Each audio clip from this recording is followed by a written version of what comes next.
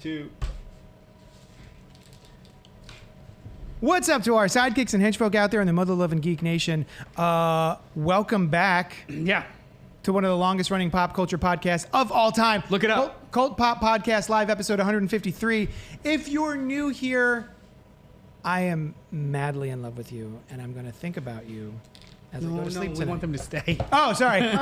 If you're new here, I'm not going to do that at all. This is a place where we celebrate the things that we love, including movies, comics, TV, 80s nostalgia, teenagers that look 40, running up that hill, and all the other things that scratch your dirty, nerdy itchies. From the upside down all the way to the right side up and the in-betweensies, tonight we're broadcasting to you live from YUNKJunk HQ. YUNKJunk. There it is. A rad-ass podcast production space here in the Maniyunk. What's up to our... I'm JD of Johnny Destructo's Hero Complex. Listen, if it's on the teleprompter, I'm going to read it. It was so good, he wanted to do it again. Located Whale's vagina. San Diego. I'm JD of Johnny Destructo's Hero Complex. It's a rad comic shop located at 4327 It's really Main rad. Street, Philadelphia, PA 19127. We sell you things. You love those things. Also, there's friendship and family. It's much like Fast and Furious. When you talk about the pillar of community that is your shop, yeah, you start to go a little down. I just need you to bring it up. Well, Bring it up. I don't want to. Bring it up. I don't want It's to why brag. we're all here. Bring it up. I don't want to brag, but Well, I mean, it's hold on. literally the best You're place not- you've ever been or not been to. It's true. It's actually, I'm not even joking. It's part of the reason why I chose to move to Maniyunk. I was exploring the neighborhood and I was like, there's a comic book shop down the road. I'm in. here. Yeah. With me tonight is the usual cast of miscreants, Alice from Inside the Morgue, That's me. They let me out today. and Noel of A Physical Space. Hello. A virtual celebration of physical Rah, rah, rah, media. rah, rah, rah. Hola, everyone. We also want to draw your attention to the booth boy, producer Chris. I have 2 questions for you, Chris. Are you ready? All right. Relax. Chris. Relax, Chris. I'm going to need a little bit more from you, Chris. Are you ready? Okay, thank you. Nailed it. If anyone that's Nailed watching it. or listening wants to know more about YUNKJunk HQ, the space and services, where can they inquire? Me neither. I'm just reading the teleprompter. It's a YUNKJunk. Oh. That's totally He's fair. in the chat. Ask Vicious Marshmallow. Hey, Carl's great to see you, man. Oh, Carl's. Hey, everyone. It's great to see Hey, you. We don't see you, but it's Carl- great to read your words. Quick reminder, Carl, we have the rest of the year kind of mapped out, but at the beginning of the year, we're going to do some like Carl classics. Yes. And we'll just do like the Carl suggestions. I need to watch Thursday Carl's one Corner? of your places because I don't Sure. have a Blu-ray player. Carl's Corner, Carl's Classic. Carl's Classics Corner. Carl's Classics Corner. I love it. Second Carl's question Classic for Chris. Would you rather fight 1 9-foot-tall Demogorgon or 9 1-foot-tall Demogorgons? I mean, that seems pretty easy. I think I want to. I mean, it's not my question. You go ahead, Chris. Take it away.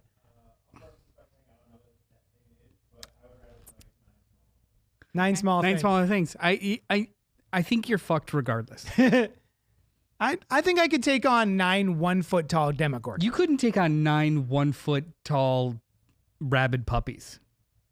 Well, Why are they're the puppies rabid. Why are they rabid? Because they have to That's be. so They have to be. sad. They have to be scary. They have to be They have to, scary. sorry. Yeah. If they want to attack. Oh. God. Oh, what I'm happened? breaking Everything. I dropped junk. I dropped it. Oh. I'd rather fight 1 9-foot-tall one. Really? Yeah. Why? Just gotta. I feel like I'm short enough where I can like Get in there? Get in there. Would you wine mom it? I would wine mom it. Just I'd go. wine mom it. Just go for the crotch. Yeah. Yeah. Oh, Nice. That's always my tactic. that's wine momming? Yeah. Wine momming is Wine going for the momming. crotch. So I I don't just think they need have 2 genitalia. bottles of wine.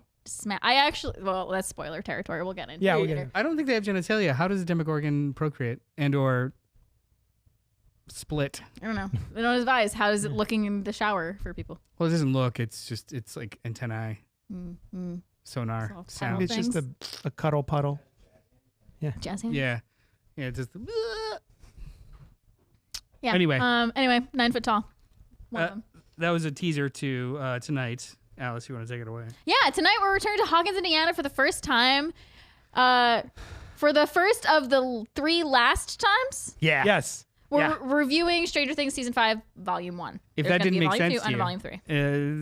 it's correct. It's the first of the last 3 times we're revisiting Hawkins. Not for me. I'm going to rewatch it because I've already rewatched this season a bunch of times. Yeah, but it's the last first. Yeah. Oh, it is the last. Yeah, it's Sorry. It's still appropriate. It's the last first. It's not the last time you will ever see Hawkins. It's the last first time for the last time you'll see Hawkins. It's true. Damn. Now I'm sad. But before we do that, we're going to talk about stuff that we've been enjoying this past week, some bits and bobs, and all the good stuff. Oh, also remember, if you're here live, much like our friends in the chat already, feel free to comment, like, subscribe, hit the bell notification. If you're not here live, do it anyway, because it's the internet, it's forever, and we will still respond. Nice review. Call us pretty. Actually, you know what? Do you Just like engage. my hair? No, fuck. I do. Stop it. Just engage. Say mean things. Who cares? Oh, that's right. Just get in there. Who cares? Yeah. Rage It's fine. bait. Rage bait. Do you Rage hate bait. my hair? Tell me. Yeah. Yeah, all of it. You look like a liberal cuck. I am. That's the cuck chair. You don't know. So like I was saying, I wrote it on the bottom of the we do love a little back and forth. Yeah. And in and out. But if you didn't want to do that either way, we also invite your emails. Be sure to email us at cultpopgo@gmail.com, where we'll address your questions on the show. And I believe we have an email. We got letters. Oh, we got letters. Oh, we got lots and lots and lots and lots of letters. This one is from Christopher St. Saucy Goodnight. It is dat? titled A Flaw in an Otherwise Perfect Movie. I will read it to you now. Slowly. In his voice. I don't know what he sounds like. Well, what do you think he sounds like? I'm not going to do that. So I was rewatching Ocean's 11 the other night, and I was reminded once again. I feel like he does that a lot. Once again. Well, actually. Of the flaw in an otherwise perfect film. There's not 11 of them. At best, there is 12, possibly 13. He's talking about Ocean's 11 because there's a number 11, which means 11 fiends Oh my for God. the caper. There's a number 11 in Stranger Things, too. Oh my God.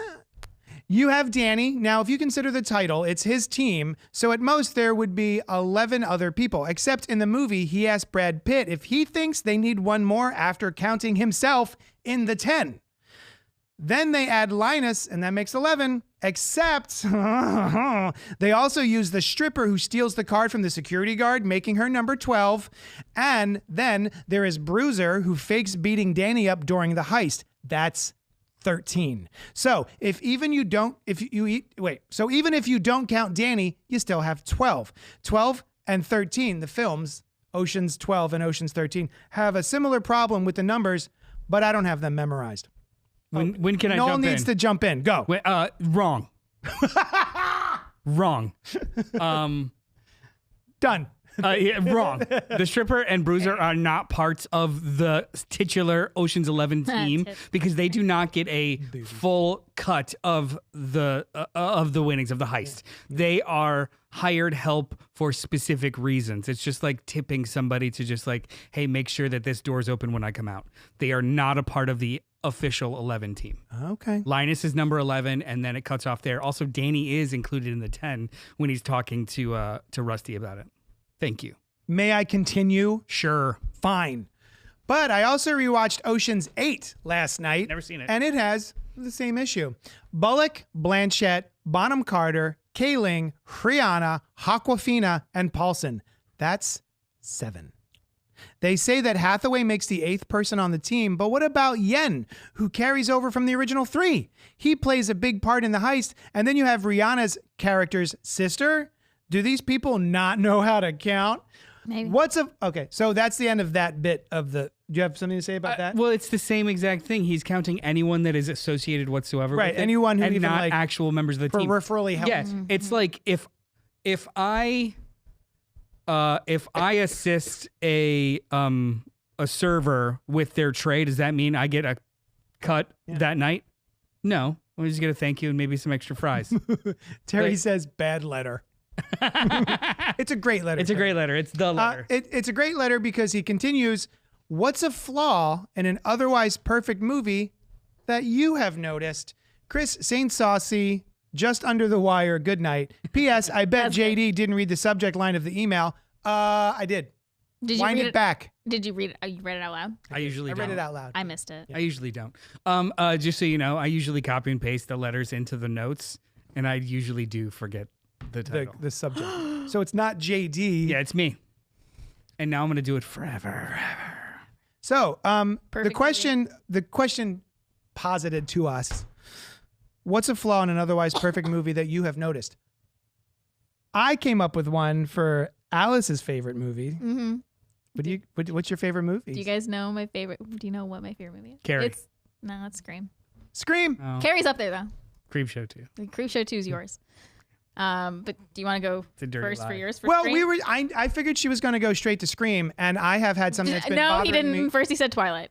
Oh, that's true. I did say Twilight first. You're right. I apologize. But we all stopped and was like, that's not a perfect Yeah. movie. It's not. It's not. And I never never- claimed it was. Yeah.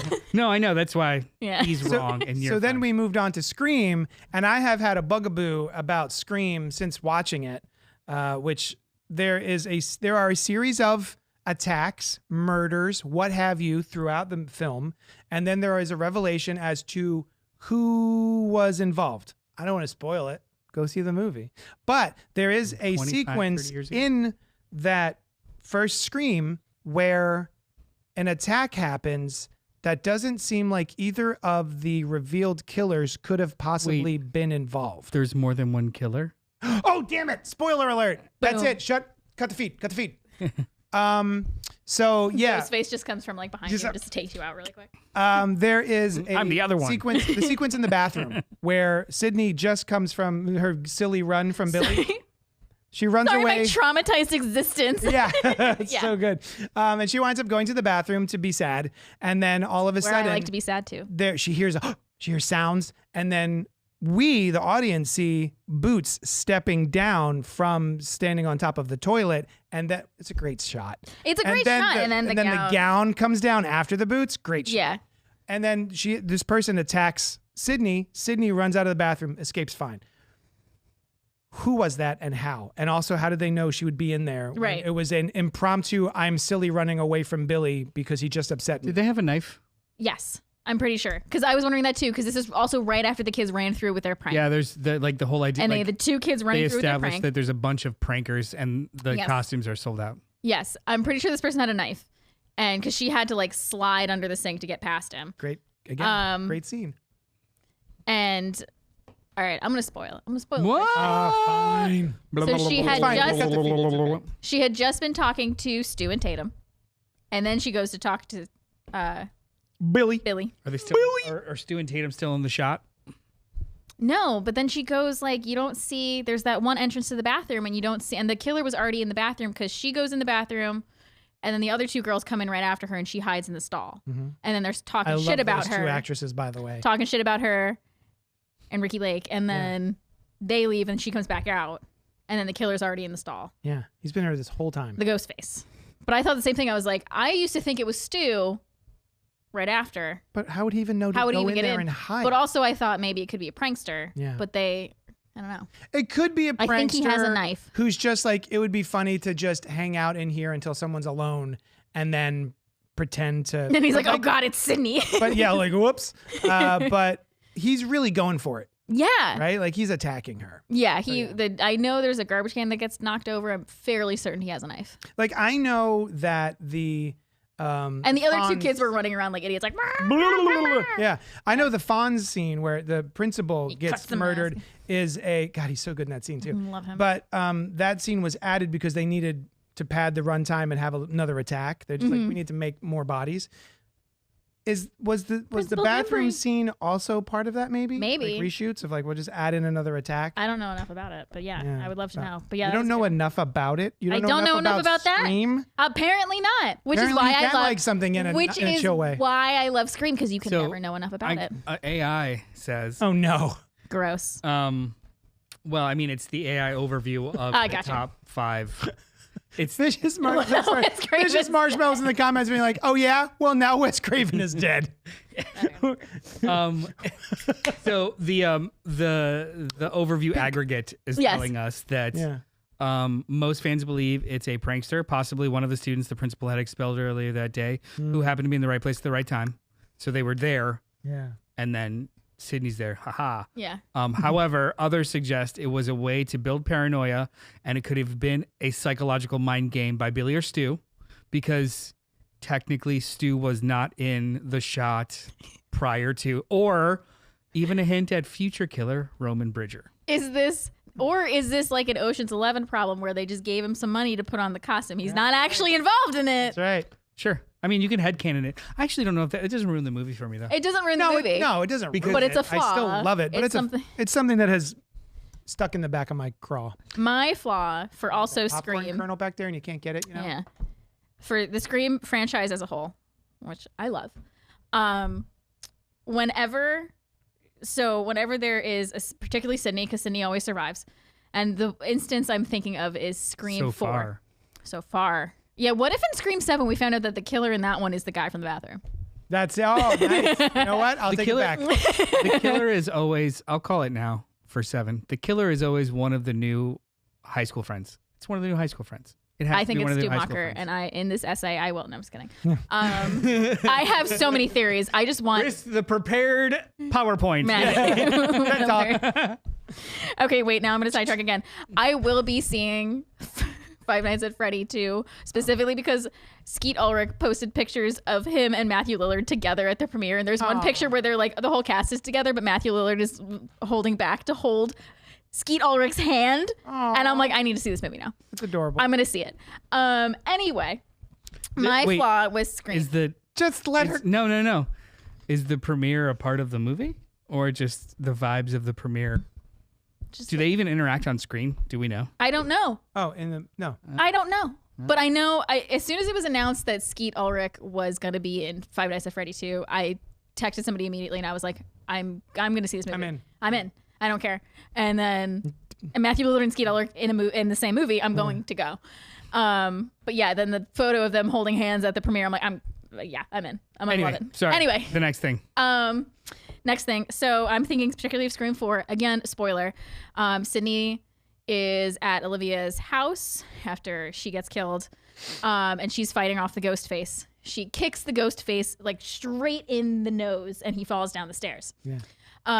Jill is already accounted for because Jill was just slashed by this ghost face that she kicks down the stairs. We then see like 2 scenes later, Charlie. His face is fine. So my thing with the Scream movies is the flaw is no matter how beaten up Ghostface gets, Which is when pretty beaten up. they get pretty beaten up. They are cartoonishly. You never see the injuries later on. Like Right. Charlie should have at least had a broken nose Yeah. when you see him in the next scene. But like that would have given it away that he's the killer. So I get it, but like don't have him get kicked in the face then. Yeah. You know why those don't usually bug me? And the most egregious one is in part 5 that you guys aren't talking about. But those usually don't bug me because they don't matter until the very end of the movie and I'm thinking about it later. That's what bothers me. It bothers me on the rewatch. On a Yeah, I was rewatch, going to say yeah. like it, Which I rewatched Scream a lot. because I was just like it doesn't bother me in the movie and then if I think about it later I'll be like, "Oh yeah." But Yeah. there's some cheats they have to make in order for it to kind of work. Yeah. And that's one of them with the but for me I it have was in another part 5 with Mikey Madison fucking deadlifting. That's what I was just going Yeah. to say.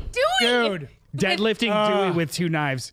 Nope. Because it had to be her. Right. But you can't be like, oh, well, this 5'6" person and this 6'2" Yeah. person have to be the same. You just can't. That's You that's can't the one, show that. That's So the one it's big just- flaw it's- for Scream And- 5 for me. And it's not even like they confirmed 5 later that she's the one who did it. Yeah. she has Because to Gail says it like, you killed my best friend. Yeah. be. Well, I mean, also too, If they- just if they just absolutely has killed to him be some other because way. he is like what's his nuts? Ricky Yeah, is already Richie, yeah. in the scene. Yeah. Anyway, Yeah. this is now a Scream podcast. I think that I don't know. I think those are like necessary flaws because you are manipulating that you have to trick the audience. You can't not trick the audience Right. where the whole thing falls apart. Those are like baked in flaws. They're kind of gimmicky. It's right. true. But, I don't have any because if something bothers me that much, I don't like the movie anymore. Oh no. Yeah. So Well, it's he's a not perfect saying movie to you he doesn't anymore. say bothers you that much. He's just a flaw in a perfect movie, in an otherwise perfect movie, like something you love, but you're like, but that happened. If only they took a little bit more time with this thing. So I would just be like, well, also too, I don't have those thoughts. It wouldn't be an if only. It's just like didn't bother me because not an. 'Cause It you're a only could Capricorn. have. Well, okay, but You know, is there anything you can think of that's like didn't bother me, but it's a flaw? I mean, there was 2 that would just happen there. Okay. It didn't bother me because I know that the movie completely falls apart in every single way, shape, and form unless they try and trick you in the moment. Yeah. They have to trick you in the moment. Right. So it's kind of a forgivable sin. It's like, that's fine. Yeah. I get it. Clearly, I forgive yeah. it because it's still my favorite franchise. Yeah. I'll tell you, Chris, great question, bud. Yeah, Thank you that so was much really for the good. Email. Thank This you was for the fun question. to talk about. We really enjoyed that. Thank you so much. While we're talking about what's popping, I brought some gross ass pop. Stop ruining YUNKJunk. Just, Nope.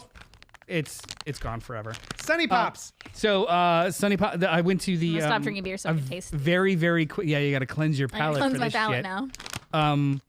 Went to the Get your nose all in there before I put my hand in. early opened. What is it called? The kids. The thing with the Christmas Town festival in the city. What? The Oh, fucking I know what you're talking Village, Christmas Village. Don't Christmas try Village. it yet. I'm not. I just had my hand. Stop it. Please, my wets. My wets. You could. I picked this up because it sounded the worst. Thank you It's for called- thinking of that. It's called the mistletoe mix. This sounds terrible. Hold on. I'm gonna feed it to JD and Alex. Yeah. And you're so right because I will eat Yeah. it on air. Yeah. Okay, so it's called the mistletoe mix. You'd think that it's all the same flavor, just different colors. No. Each color is a No, different flavor. do the flavors not even go together? And you'd think that they would complement each other. Maybe they no. don't. So this one's Grinch flavored, I bet. Grinch, yeah, it's Grinch. It's How do you wet know Grinch, what the Grinch tastes wet like? Grinch hair. Harry's belly button. How do you know what that tastes like? They're all Jim Carrey themed. Ew. Go to Alright, town. I'm Oh, gonna you wanna assume. guess? I'm gonna assume this is eggnog. Try it. I'm only gonna assume that because JD said it, and that sounds correct. Nope. It's not. What is it? Vanilla. Okay, Oh. that's fine. That's boring. I should have made it eggnog. I'm sorry. I'll go back. I mean, it's good. Okay. All right, that's all the white ones. Red. What do you got? What do you think? I can't even. I can't even with It's this got to be a shit. cranberry or something. I can't smell it. There's no smell. What is it? It's just cherry. I was gonna guess cherry, but that's Vanilla and cherry go well together, right? I mean, no. In a milkshake. Yeah, like vanilla ice cream with cherries in it. In a milkshake. green. I don't smell anything. What do you got? Oh, hold on. Huh? Oh, this is fun. I like this. What is this? This is something. What is it? Oh, wait. Shut up. I'm shutting up. The There's dead frick air. is this? What is that? Sour apple. It is sour apple. That's bad. Oh, I like it. That shouldn't be here. The theme Give of it to all me. the theme of all of Sour it. I don't apple like flavored it. things. You know what the That's theme? for once I don't like the weird thing. You know I what the usually theme like of all of this is? None of them are Christmas flavors. I know. That's why I was trying to go Christmas with it, and it was wrong. every Mistletoe time. mix are not a fucking thing that has to do with the holiday at all. Pink Apocalypse, I quite like it actually. Pink Apocalypse says, I noticed the same thing about Scream when I saw it. It bugged me and contributed toward my this is style and gimmick with no real substance at the time. You're not wrong. Yeah. I mean, it's got substance, but the style and the gimmick of Or the that cherry. type of movie Cherry one. absolutely was the forward flavor of that whole like genre of films, and then everything that was copied afterwards. Oh, Vicious Marshmallows in the chat saying Lord of the Ring, otherwise perfect movie, has 0 full frontal nudity. Oh. Hobbit nudity, therefore it's a failure. There's none. Hobbits always had pants, man. There's no Hobbit truther with their clothing. They always had pants. Now, did you quite just? good. I mean, did you get the wrong Lord of the Rings movie? Maybe you're watching the wrong one. Yeah, maybe you should go back. Lord of the Sea Rings. But now that we've got popcorn, Yeah. this is a perfect opportunity for me to Oh, for ask what's my poppin'? friends. Oh my God! Oh, I stepped on you. I'm sorry. Keep eating. I'm going to keep Eating. eating. Here, any more popcorn? Give me this. You don't deserve this. No, fuck off. I'm so mad none of these are Christmas flavored. Is your open your mouth? I think it's red. Ew, oh, That's no. great. Oh, God. How many beers between the two of you? What? How many beers? I had Actually, one. Let me try it. This is my second year. Actually, I had a cider at dinner. Sushan and I went and got what is this? Oh, This is gonna be Sushan my and I thing. got wings. Happening tonight. I'll go first. Fuck it. All right. Whose is this? That's mine. Oh, Do you want one? It's very nutmeggy. No, it'll probably give me tummies. Okay.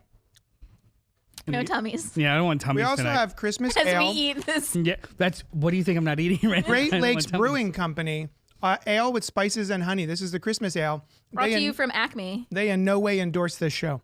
They should though. I want to talk about what's popping for me this week. So I didn't even ask. I don't care. Oh. Hey Noel, what's popping? Well, thanks for asking, Noel. You go ahead and keep eating. Okay. Try the green JD. one again. The what? I'm JD. You said thanks for asking Noel. Because he No, asked because I asked himself. myself. I'm carrying a bit. Oh, I don't understand bits. I got it. I don't believe in bits. I only believe in my personal Lord and Savior Jesus Christ, but not bits. Go. I mean, I love a bit. Some religion is a bit. Anyway, I hate this green apple. Why did I just eat 3 more of them? Give it to me. yeah, there's something about them. You know what? This is the Stockholm syndrome of popcorn candies. The more you eat them, the more you're like, I think these are pretty good. Fun story. But if you is just tried one, I usually hate sweet popcorn. But Nothing I'm like, says good podcasting like Crunching eating on the- popcorn. hey, no, what's so poppin'? I have been in a kick. If you visit a physical space, a physical media space on Instagram, physical_media_space, as well as my blog, I've been on a kick of these Hong Kong cinema classics. So this past week, I acquired The Killer, John Woo's The Killer from 1989. It's brilliant, but Yeah, go ahead. go ahead. No, this is your second, right? This is the third one. Third one you got. Yeah. Oh, cool. So it's in order of release, Killer, Hard Boiled, and then A Better Tomorrow. In order of the videos when they were coming, like actual release dates in the 80s and 90s. That order, release date of them coming to DVD. Me, To you, to your home. Killer is the third. I had never seen it. I'd only known about it. It's about an assassin with a heart of gold and a cop who wants to stop him, and they have a bromance over guns. It's a thing. Romance over guns. It's basically John Woo's genre. But while I was watching the movie, I wanted to. There's one shot in particular. It was the one that was just on the screen in a hospital, and I found myself pausing the movie a lot. Oh. Because there was just something that was really cool. I paused it and I just wanted to look at it. This was one of the scenes, and I had just a rush of undergrad film class remembers hit my face. Yeah. You know, like, why is this dynamic? What does this mean? This is cool as shit. And I just immediately remembered the rule of thirds. Is No. anybody aware of what? What's the rule of thirds? Yeah. Right? Yeah. So for anybody that doesn't know, the rule of thirds is taking taking a frame, and then what's my shot look like, Chris?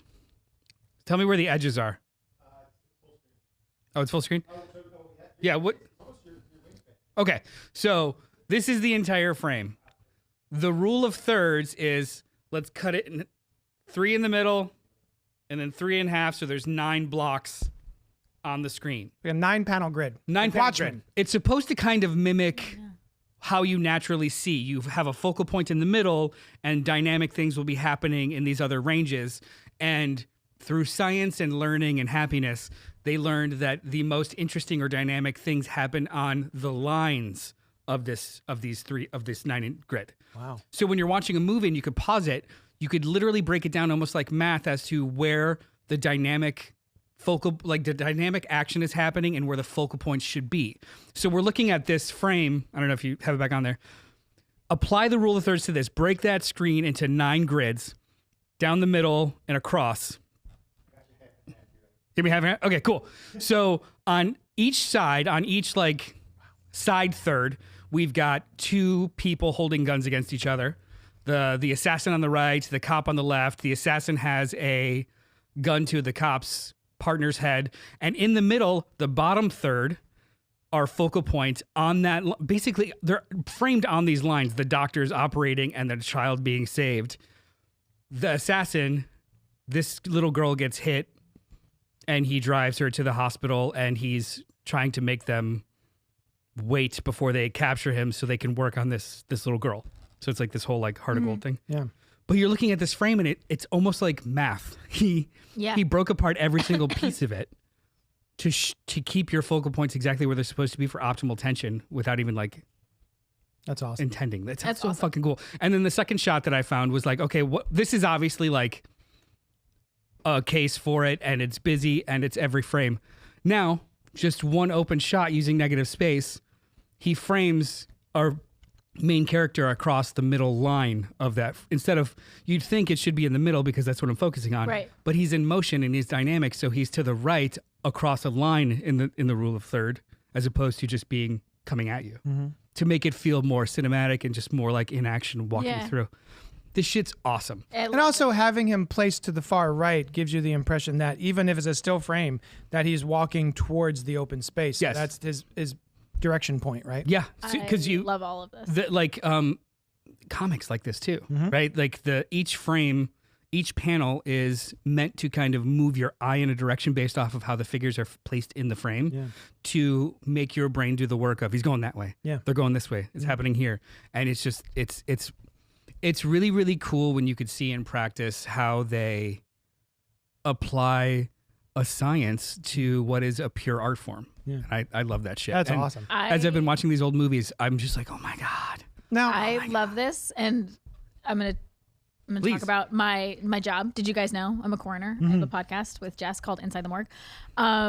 So I got to go to a forensic photography training to get certified in forensic postmortem photography, and we actually have to focus on like doing rule of thirds in our photography. So I have like on my camera that I bring to scenes, and on my camera that I use in the morgue when I'm taking autopsy photos, we have it split on the screen in like threes like that, so that like, because these photos get shown to juries, like they get, and they need to be like, They have to draw your eye to the correct thing. They have to tell a story. They have to tell a story. Yeah. Yeah. And it's so like, it's so funny that you're talking about rule of thirds that you know from like film, and I'm like, I think of rule of thirds and I'm thinking forensic photography, but it like translates the same way. Yeah. Like you just need to make sure the eyes and like the people are understanding it and focusing on the correct thing. Yeah, and then like it's like a cool tool for framing a shot. Then let's throw in juxtaposing shots or with edits, and then let's throw in music, and then let's throw in Foley to make this like fucking orchestra of insanity. Yeah. And then earlier too, like the only other time that I really paused and recorded it, I sent it to you guys as like a video, just all practical stunts of like a car pulling up and two guys like in unison rolling like carnival like performers. Foley. Like it was awesome. This movie's awesome. The Killer, 1989. It's available on 4K now. Now, Pink's in the chat saying, I can track Noel's purchase actions with the crime thrillers and boutique labels. I am super intrigued, but too besieged with catching up on other genres to be able to do a blind buy right now. Now, my question to you for Pink, which of these three John Woo movies is the one, if you were going to do a bind buy, or if I was going to do a bind buy, which of these would you grab? Would you tell us to get? A bind buy. I know, I wasn't going to say I anything. caught it too, but I was just moving past it like a profesh. I was going to make fun of him after. Thank you. I appreciate that. I haven't watched, the A Better Tomorrow trilogy comes with all three movies. I've not watched 2 and 3 yet. And they are a thematic trilogy, like the Cornetto trilogy. They're not actually a trilogy of the same character. No, the same characters. Is it the same characters? Yeah. Oh, wow. I'm pretty sure the same main character, and the third one is like I think the third one is a prequel. Gotcha. Okay, cool. But it's the same. My bad. No, it's cool. We're done together. But you know what? I don't know. I haven't watched 2 and 3 yet. Okay. Fuck. I think Hard Boiled is more fun, but The Killer is more like almost like mathematically put together. Like it's more structurally sound. And also too, like I remember reading a bunch of articles about how like, you know, John Woo always wanted to make a musical, and he's almost like Guillermo del Toro in that way, where he's huge on romanticism and romance, and you can all of tell. John Woo's movies, people fall in love immediately. And so like the plot of The Killer is that the assassin with a heart of gold accidentally blinds a singer. You've seen it, right? Yeah, accidentally blinds a singer, and then he just does everything he can to make it right and buy her new corneas and falls in love with her. Like people fall in love in a heartbeat, and there's always like central bromances. And all of the action, bromance. it's why I'm here. it's always like two diametrically opposed professions or stances that find commonality with a common enemy. It's all opera. It's all soapy, and so The Killer is much more soapy. It's much more like why and then the guns. Hard Boiled is much more grittier and a little nastier. Okay. I think I enjoyed The Killer a little bit more just because of like that operatic nature. But then The Hard Boiled has a 2.5 minutes continuous shot of in the hospital. Yeah. So both.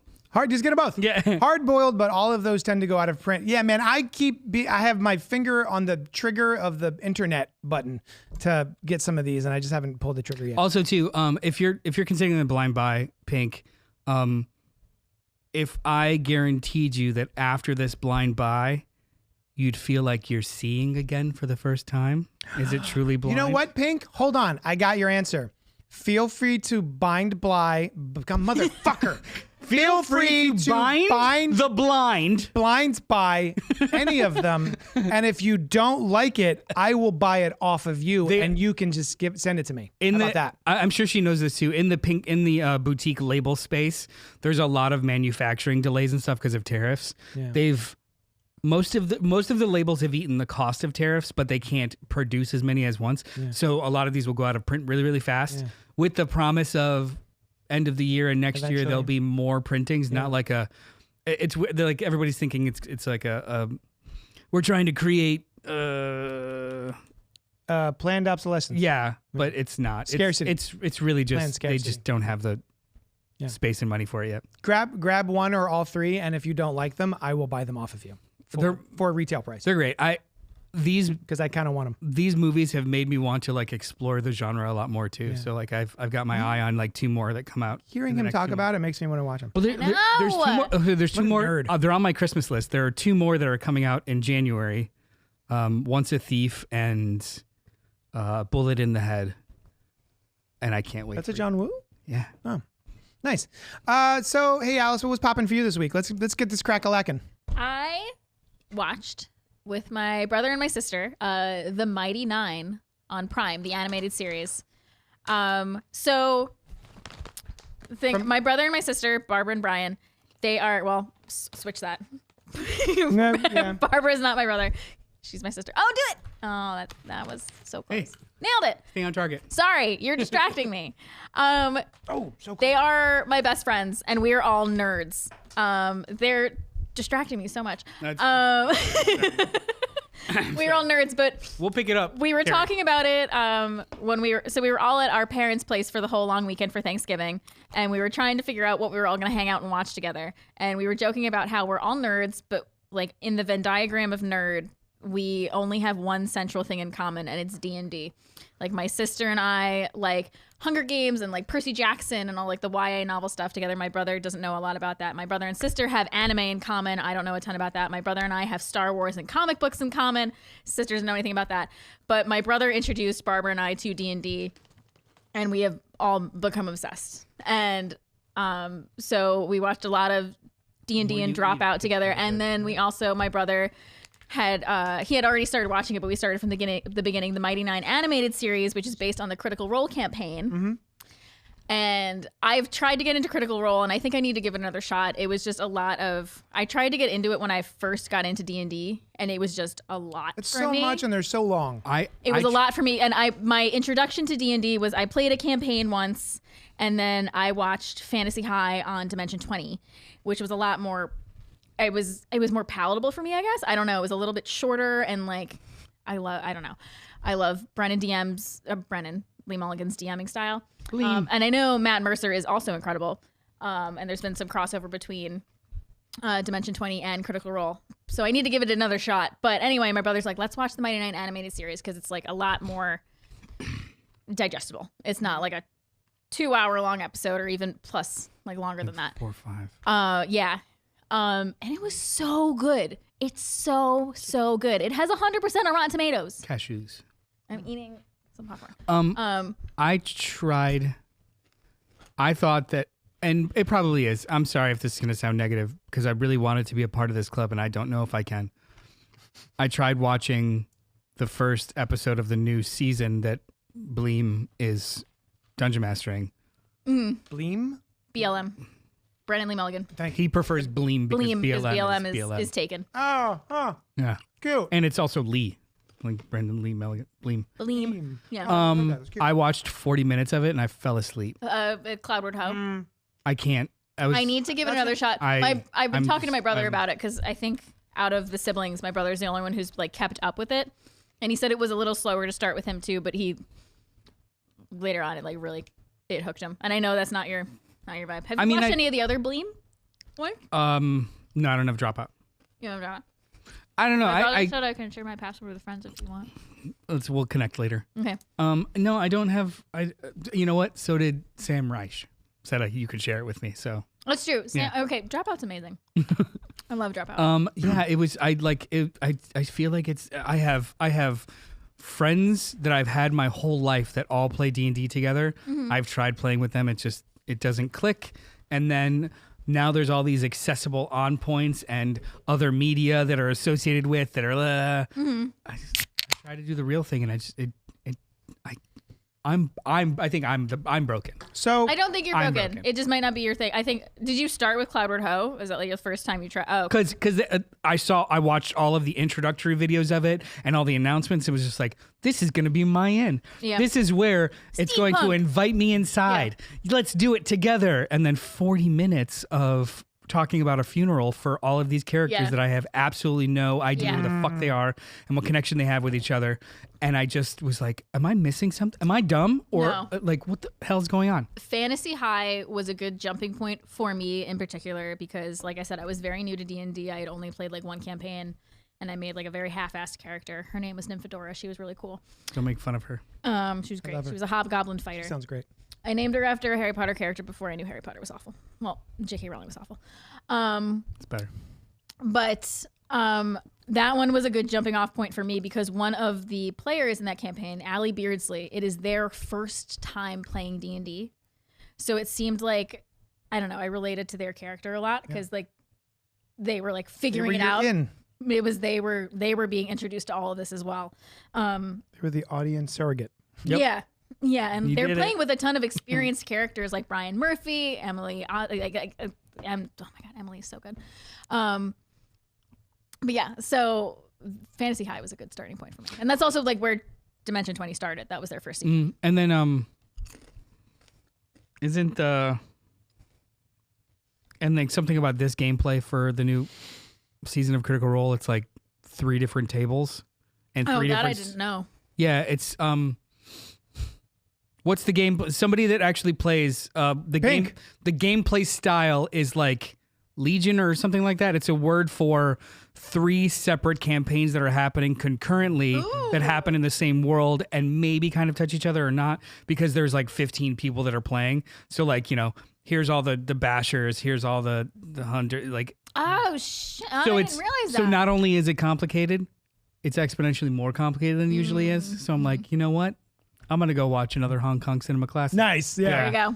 Pink says, I've been playing D&D for 40 years. Literally. I love that. I miss playing. I played in a few different campaigns after watching Fantasy High and playing in that one like starter campaign, and I loved it. I just don't have I gotta find time for it. Can I open up to you guys and be real for a Yeah. second? You never played? Can I be honest with you?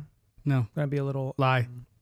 Oh, okay. Never mind. I love D&D. It's great. Do you not? Okay, wait. Have you never played D&D or do you just? I have not played. like- I have tried to play D&D, and despite other people's protestations that I am 100% extrovert, I feel like I am a mix of introvert and extrovert and anxiousness.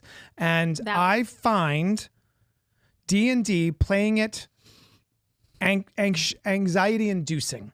I feel like I should be doing voices, but I don't feel like I'm good at any particular voice enough to keep up with it for an entire campaign. Having to make split decisions at the drop of a hat, problem solving, all of these things cause me anxiety. So there was one time, Mike and Julia, we did one campaign. There are a couple that I love. They're wonderful. Mike and Julia are married. Mike was the dungeon master. Julia and I were the players. It was 3 of us. That's it. And we did one little session, one shot session where I guess we went up against an owl bear, and my decision was to make it love me and make it my best friend. And then his name was Tum Tum.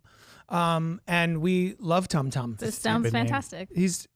Why would you besmirch An owl bear comes in Yeah. and attacks you. Amazing. Is that his? So I love I love that session that I did because I was so relaxed with Mike and Julia, and I didn't feel any anxiety. But anytime I'm with a group of people like that to do that sort of thing, I get sweaty. I was just gonna say it's a lot about with the group you're with, but also from my experience, I feel like it's a lot like we were talking on the way here. We were talking about karaoke. Karaoke. That was me karaoke. Karaoke. Like a duck. Yeah, it's a lot with the group that you're with. And from what I've experienced I've played D&D with people I have just met at like Fat Lady Brewing does nerd nights every Monday night. And I haven't been able to go a lot lately, but I loved going, or I played with my brother and sister and like a group of really close friends. And like D&D people, I was going to say nerds. They would probably love to be nerds. It's fine. They are some of the most welcoming group of people that I've met. It's all me. And from my experience, and like, I never do voices for my characters. Yeah. They're I was just me. going to say, like, you have to. That's more of like if you're a DM, you have to just choose not to be extra, because it does attract a lot of extra people. Yeah, but it's not the vast majority, and you're just like, no, I'm good. This is what my character. None of my characters have voices. A lot of them were just really strong and like to smash stuff, which is just I like to do that too.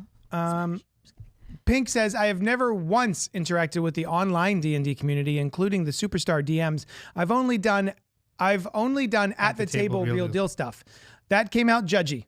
I don't mean online stuff isn't real, but we tried the online session thing and it's just not even remotely the same. I've done online and in person.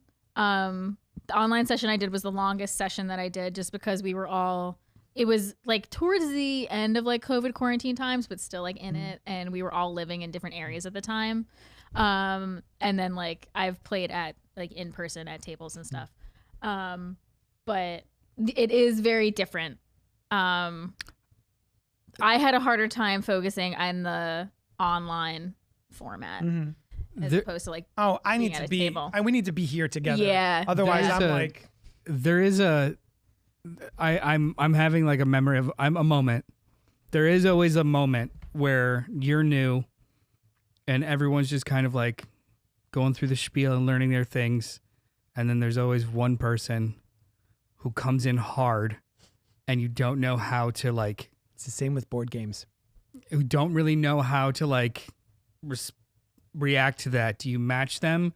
Do you shrivel? Right. Do you yes and? Do you like, what's going on? Because it wasn't established with everyone else. It's just like, oh yeah, I'm going to do this and it's going to be great. And yeah, absolutely. Well, my character, like, whoa. Like that was you're up here, we're over here. Yeah. Can we bridge it, or can you invite us in? Right. That's been my experience. Lube us up. Yeah. Yeah, no. Oh. No, they nope, raw, hard, fast. Raw dogging. So I feel like if there are certain friends that I have that I would feel comfortable doing it. Yeah. Yeah.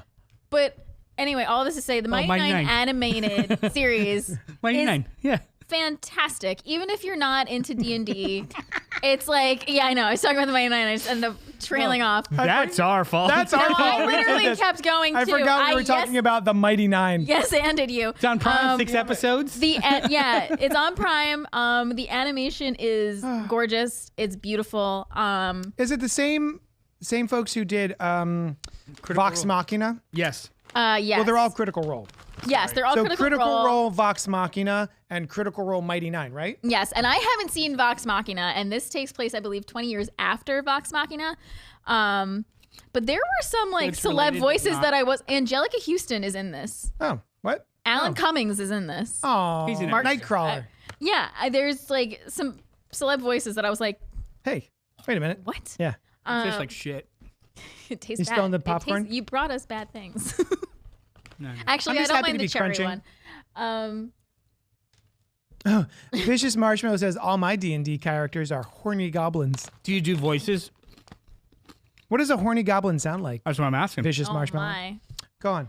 Mighty Nine, fantastic. Highly recommend. It has a 100% on Rotten Tomatoes. And I think it's fun that like you don't need to know a ton about D&D to watch this. Yeah. Because it's not watching people play D&D. It's the story. And it's even an adaptation. They changed some things. My brother was telling me about it because he had watched the Critical Role campaign. Yeah. And he was telling me a little bit about the differences between like how they decided to introduce certain characters in a different way. And like how they wind into the story a little bit later than they would have in the Critical Role campaign, and or a little earlier actually. It's just really cool. If you like fantasy, you like really good animation, really good storytelling, Mighty Nine. One of my favorite movies in the last 5 years. Dungeons and Dragons: Honor Among Thieves. So good. I can't believe I I did not do. still but haven't seen it. It's so I have good. not. I I've seen it twice. I know all of the things when they start to reference something. I know that that's a D&D thing, but the movie doesn't require me to know shit. Yeah, and it's so Awesome. fun. I know it's the so joke about charming, them all it's so taking funny. turns in the fight, which makes me laugh. Yeah. So That good. makes me laugh. Yeah, they literally all take turns in the fight. Also, too, they run through scenarios and then do probabilities if something's going to work or not in the moment. Like, it's It's fun. great. I need to watch it. Anyway, Mighty Nine, watch Mighty it. Nine, do it. Yeah. All right. What's popping for you? My poppin' is moving on to the main review of the show because it's 8:50. You talk about your feel-good movie? No.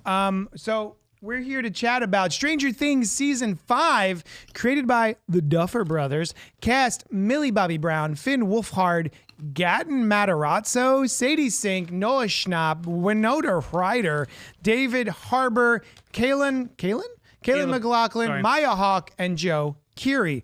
In 1980s Indiana, a group of young friends witness supernatural forces and secret government exploits. As they search for the answers, the children unravel a series of extraordinary mysteries. Rotten Tomatoes has it at a 90%. Now, Noel, you made the notes for this. Yeah. To clarify, Stranger Things Season 5 is at 90%? No. Or Stranger All five. Things? And then the All audience together, is at an 89%. Wow, it's a 1 percentile Yeah, differential. that's like more solid than most things. Yeah. In so much as like they're usually like a range or like they're separated. This almost feels like more real. Like everyone is in agreement. Everyone's that it's on at this board. level. And it's Yeah. insanely good. So I'm going to start off before getting to Season 5. Go on. Oh, okay. It's just clarify the release schedule and shit. I was very excited about Stranger Things Season 1. Coming in on that, it felt very Stephen King-y. I really like the vibes of it. I even like the font. I like the soundtrack. There are so many things about Stranger Things in an umbrella capacity that they hit all of my notes. They tickle my bits. I just really love kids on bikes, right? Like growing up in the 80s, Steven Spielberg, kids on bikes, adventures and stuff like that, growing up with E.T. and what have you. This sort of hits that nugget of fun. And it's just a really like a blast. I think every season has peaks and valleys, but for me, overall, Stranger Things is probably one of my all-time favorite kind of horror shows. How do you guys feel about Stranger Things in the totality? Like, I think of a valley. Do you enjoy the show Oh yeah. from scratch? You're just like, oh, Yeah. No, I Yeah. watched that whole first season in like a day and a half. Yeah, I spent the first season kind of giggling a bit of like so many little things that I just enjoyed so much about it. A lot of it is, I do attribute a lot of it to member berries of different vibes of like Stephen King and all the things that I grew up loving in the 80s. But beyond that, even those little things, I think it is a very strong and fun show. That is a conversation that happens all the time in regards to Stranger Things, and I usually fight against it. The show doesn't rely on member berries at all. The marketing around the show relies heavily on member berries. Even right now with the Gatorade, right? Yeah, but I mean, maybe now in the 5th season where they actually have product placement, it's member berry-y. Yeah. But the show was always had homage moments, but it wasn't. There's substance and specificity as to why it's in this era, in this region of time. Not it's popular now. Get in there. No, look at my VHS. Yeah. Don't you like cassette tapes also, fellow teens? Like Look at it's my not. Walkman. Yeah, it's never been. It wasn't reverse engineered from Member berry. berries. Right. Yeah. That's an excellent way of putting it. Yeah. I remember watching the first episode of Stranger Things, and for some reason it didn't hook me right away. And so What happened? I don't know. I wasn't like Why were you? I wasn't super into it. And this is also Haterade. I know. was. I guess I was a little bit of a hater. I don't It's know. not Twilight, so I don't get. There's no sparkle. They don't sparkle. These better be vectors of vampire. That's what you sound like now. That's what I sound like now. actually. I was doing Stranger Things and 11 is such a bitch. But the person I was dating at the time was really, really into it. Oh. And so I actually told him, I was like, you can keep watching this without me. Like, I don't think I'm going to be into this. And then I ended up getting more into it than he was, I think. You tried to fight the wave. Can't fight the wave. Yeah. Just I don't know. ride it. I was like, you know what? Let me give this another shot. Because he was like describing it to me, and I'm like, this sounds like everything that I like. And this was before I was into D&D, so like I didn't even get all the D&D references. It's so fun to watch now, getting all the D&D references. But yeah, and I don't know, something about I forget, like the second episode, I was like, oh, okay, like I'm really, like now I'm more into it when it became more of like a mystery of like figuring out where Will was, and I saw more of Winona Ryder like really advocating like, I'm not crazy, my son isn't dead, and like everybody's like gaslighting her, and I was like, now I'm into it. Like now I'm into this woman who's trying to find her fucking son, And this, to me, this was her return, right? This was her sort of like... Yeah. I knew like that's why like I tried to get into it at first, and then Winona Sans. Winona Sans. Come on. Yeah. Come on.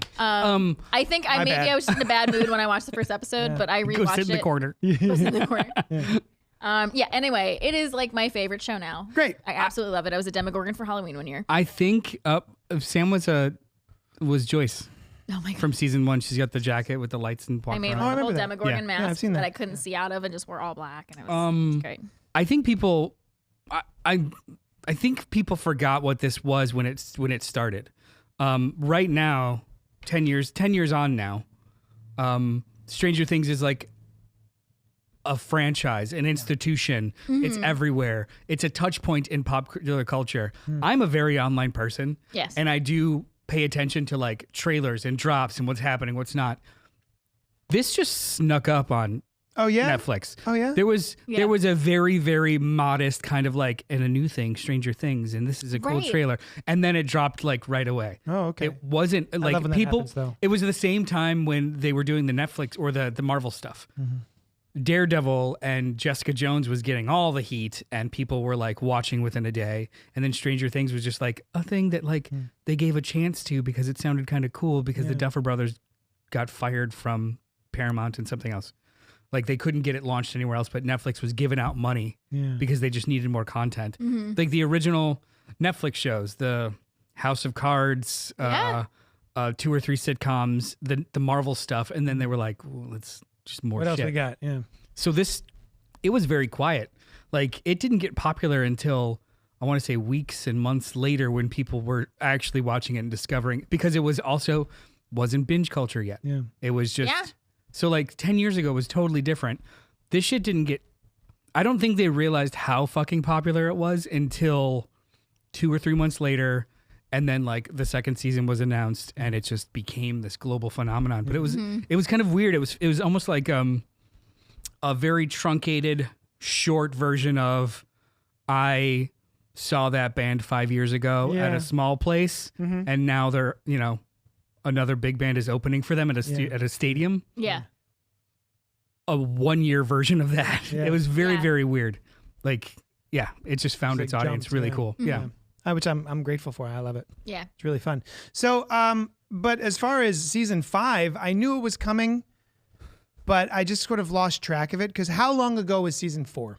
It was 2 years? 2 years ago. 2.5 years ago. That's too long for me. Yeah. Or So, like, I was. longer. Is it 23? I wasn't 22? living in Manayunk yet. Oh wow. And I've been in Manayunk for So maybe a little over 22? 3 years now. It was 2022. Yeah. So it wasn't on my radar really. Like, oh, eventually a Stranger Things will happen, I guess. And I wasn't like counting down the days. I just sort of lost track of it over the years. And then it just was there in the same way you were just describing, like, oh, here it is. Oh, I guess we'll watch this. Great. And our son is 4.5 years old and he does not like spooky things. And so if he sees something, there are times where he'll be in my comic book store and he won't go near a section of my comic book store and he'll just put his head down and do this and he won't go near it because there's something spooky. Like maybe there's a comic book cover with a That's spooky funny because picture. that's how I got into spooky stuff. I That's got just so scared as a kid. I was like, "What's that?" now I'm interested in it. So, I told you my Freddy Krueger story, right? that's what I was also just tell me again. I just like Freddy Krueger stories. Tell me again. It was my deepest, darkest fears with Freddy Krueger, and it's not because I ever saw any of the movies. When I was around his age, our local video store had the life-size standee, Yeah. and it was horrifying. It was like right next to the walkway The for the entrance? kids store, Yes. for the kids section. So my brother, sister, or mom, whoever it was at the moment, had to hold me, and I closed my eyes, and we walked really fast through Freddy. And I swear to God, I felt when we were passing it. Yeah. Passing Yes. the standee, I felt Yes. Know where he is. like I know, like this is the point where I have to be brave, and then we're good. Knife fingers. Yeah. No. Yeah. So I couldn't watch Freddy till I was like 12 or 13. That audible section that I sent you about slashers in the 80s. The guy who's created that, his whole thing was an ad for a movie in the newspaper in the 80s. That's what terrified him. An ad in the newspaper. Anyway, so yeah, our Sushan and I were excited that it was back on, and we got back into it immediately, but we weren't able to binge it like we may have in previous years because our son is 4 and we try not to terrify him too much. And so we've been waking up around 6:30 in the morning while he's asleep. We go downstairs and put it on. We can make our coffee. We sit on the couch, get under the blanket, and we watch Stranger Things about 6:30 in the morning. So that's how we've been piecemealing this season, 4 episodes so far. And we have really enjoyed it. Sushan wasn't able to be on the show tonight, but she did want to express that this season, while she did love it, she did enjoy it, a little bit more obvious than other seasons. She felt certain beats coming, and she wasn't really surprised by certain things. She found it more, predictable. So yeah. But I was all in. I love this season. I think it's really fun. The end, which we're not going to spoil until maybe we get to spoilers. Really great ending to this, because I was like, what are they possibly going to do? Oh, that's pretty cool. Even though I did clock it. I mean, it's telegraphed. You know it's coming. I just wasn't sure when it was coming. So yeah, we loved it. We loved season 5 so far. How did you guys feel about it? Fucking loved it. Yeah, we'll talk about the spoiler because I clocked it, but I didn't clock it. Okay. Yeah, that way. Same. Yeah. Same. I'll talk about it too in my experience with it, because I was texting my sister about it, who had already seen it, and I texted her something about what I thought was going to happen, and she's like, she didn't know how to respond because she's like, wait, did the thing happen, or are you just predicting that it's happening right now? But I fucking love this so much. It just gives me all of the feels. I love it so much. I don't know. I love it. I guess we should mention, it's almost annoying at this point of like, all of the actors look like they're 35 years old. Oh, yeah. It's been 10 years, man, since they started. It's supposed to be about 18 months later, but it's been 2 years. So they should have really expanded it out. Like, oh, they're older now. It's okay. It may not feel as so like there's an actual chart of what they're supposed to be and what they actually are in real life. Oh, nice. Yeah, wait, timeline thing I want to talk about too. Continue that. But by Hollywood standards, the ages really aren't that off. Like the 22-year-old is playing a 16-year-old. Yeah. It kind of works. It's just we've had the benefit of watching them age from when they were actually the age that they were playing. So it feels odd. Yeah. So like it's in a microcosm, it's like, yeah, I buy it. It's fine. The fact that they got then when they show kids flashbacks, you're like, oh, it's so old. Yeah. That's it. My major timeline thing was, I was talking about this with my sister, with Holly, because there is a moment in season 4 when Nancy, Eddie, Robin, and Steve, or spoiler for season 4, they're in the Upside Down. Wow. And Nancy's like, oh my God, we should go to my house in the Upside Down and we should get guns as weapons. Yeah. And she goes to get her guns and they're not where they usually are. And Eddie's like, oh, did you put them somewhere else? And she's like, there's a 6-year-old in the house. I know where I keep my guns. And so this is 18 months later. Holly looks way older than 8 years old. Yeah, she's supposed to be like 8 at most. 8 to 10. Ooh. Yeah, and I know she's played by someone who's actually 14. Yeah. But like, still. I was talking to my sister about that because my sister's like, oh, she's supposed to be like 11. And I'm like, but in season, I had just rewatched season 4, so it was fresh in my mind. I was like, they said she was 6 in season 4. And she's like, oh. Hey, like, dubbers, go back and just like dub it. It's fine. Yeah. Right? We fix it up. There's a 9-year-old in the house. So you loved this? I loved this. This. I'm gonna say so far, Well, because of course, the way that it is structured like a mini season. It's got a big cliffhanger and a big momentum shift. But it is only 4 episodes of 8, and they broke this apart explicitly, like 3 big chapters. So there's problems I have with some of this stuff, But I also know that it's probably in the back half and they're holding it because this isn't really structured like a TV show. It's structured like a long movie with a couple of beats. Right. It's not unlike how Brian K. Vaughan writes comics. Big story, but like he knows exactly when to like flick you in the ear and step away, right? Yeah. And but it doesn't necessarily. There's not necessarily like a new story beat, and then we're gonna stop here. Yeah. It's just like a really good. And then he bounces. Yeah. That's exactly how this whole first chunk has been, with the actual story climax at the end of the 4th episode. So it was almost like 4-hour movie. Well, one of the things that struck me about this 4 hours in retrospect was, I guess probably more than 4 hours, isn't it? Not more than 5, because each episode was only like 105, 110. Somewhere less than an hour. Like this feels meaty. It feels like I've watched a lot more than happening. 4 That is- episodes, and that's not a negative. That is in my this instance. That is actually my other pushback. Other than, I think the show doesn't look as good. I think they have too much money. Oh. Because there are things that in previous seasons they did practically and or in shadow, and it really worked. Here they're like, we've got so much more money. Throw it on the screen. So let's put even more musculature on the Demogorgon. And I'm like, it looks a little too good to the point where the room looks fake. So Calm that down. shit back. Or like they're at the top of the radio tower, and it's just like the most beautiful picturesque day, green screen, and it's like, scale it back. Yeah. Like That didn't bother me at all, but I get it. but Yeah, I get it, it's like but it's like they're making the movie for 4K Yeah. of a 780p era, Right. and it's just more so than other seasons. Yes. It's very much Because of showing. the time period, it's a little. It's very much showing. Like the aesthetic isn't matching the technology it's weird. Yeah. But not a killer, just weird. Yeah. And then also to Sushan's point about like it's kind of more predictable. Yeah. They don't waste any fucking time. Yeah. This season has absolutely no lead up. It's just go, Bam, go, bam, go. bam. Right. They're in a marathon. Yeah. And that first episode, while it's really, really good, it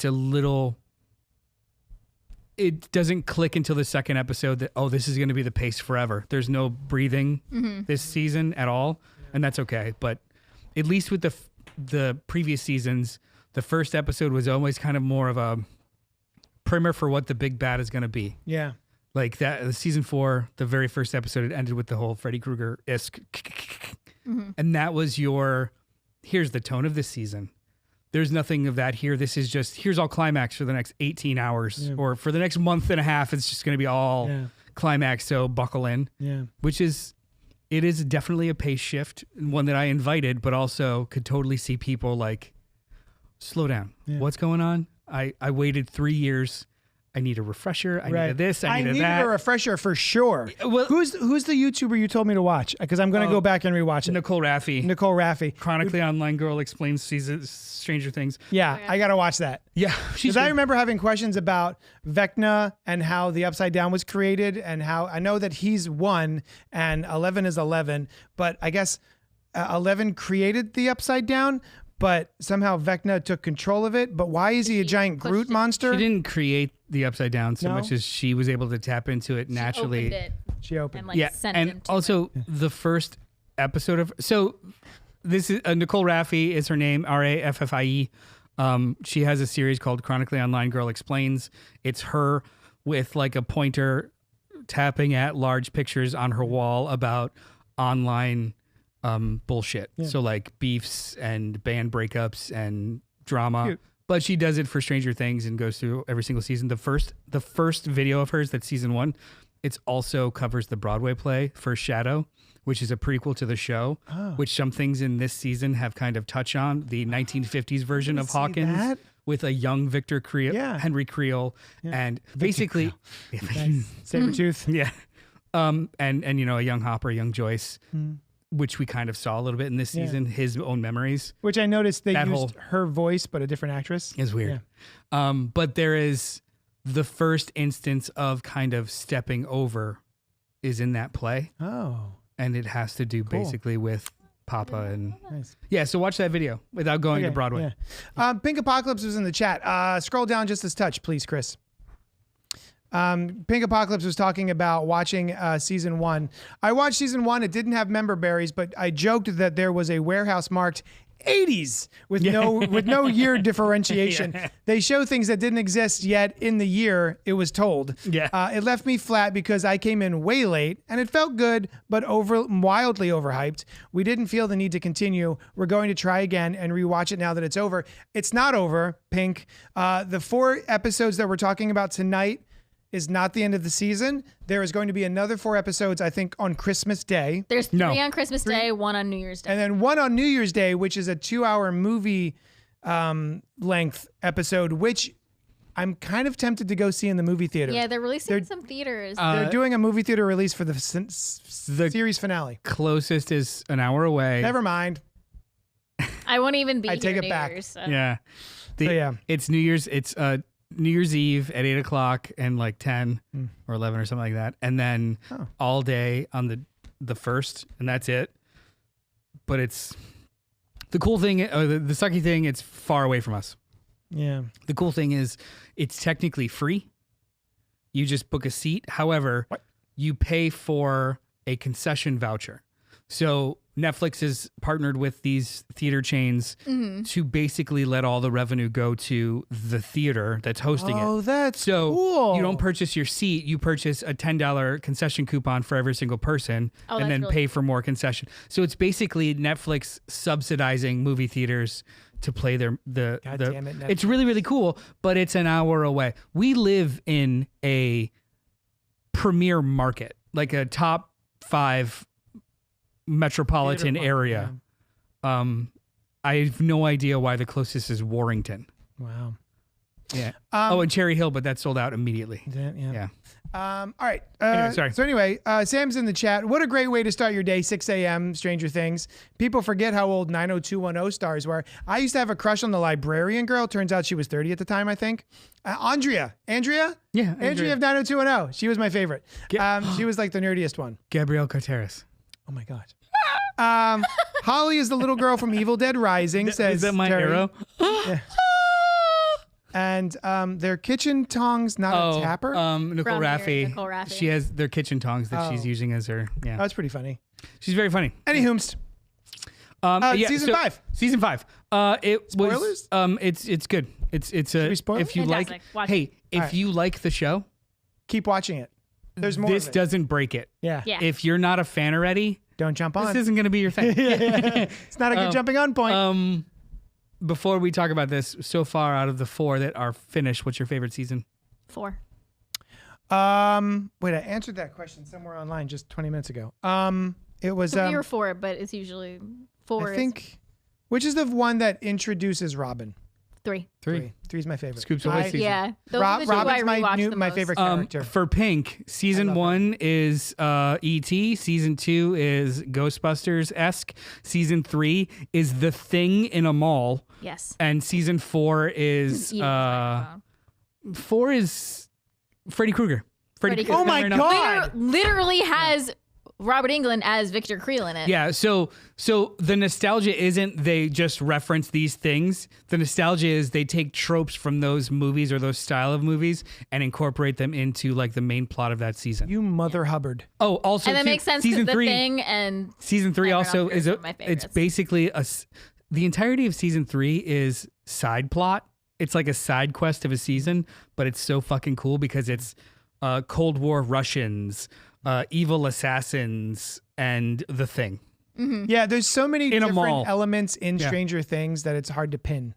yeah. I would think. There's even an evil mayor Yes. who's Carrie trying Ellis. who's doing like backdoor deals to hurt his. Yes.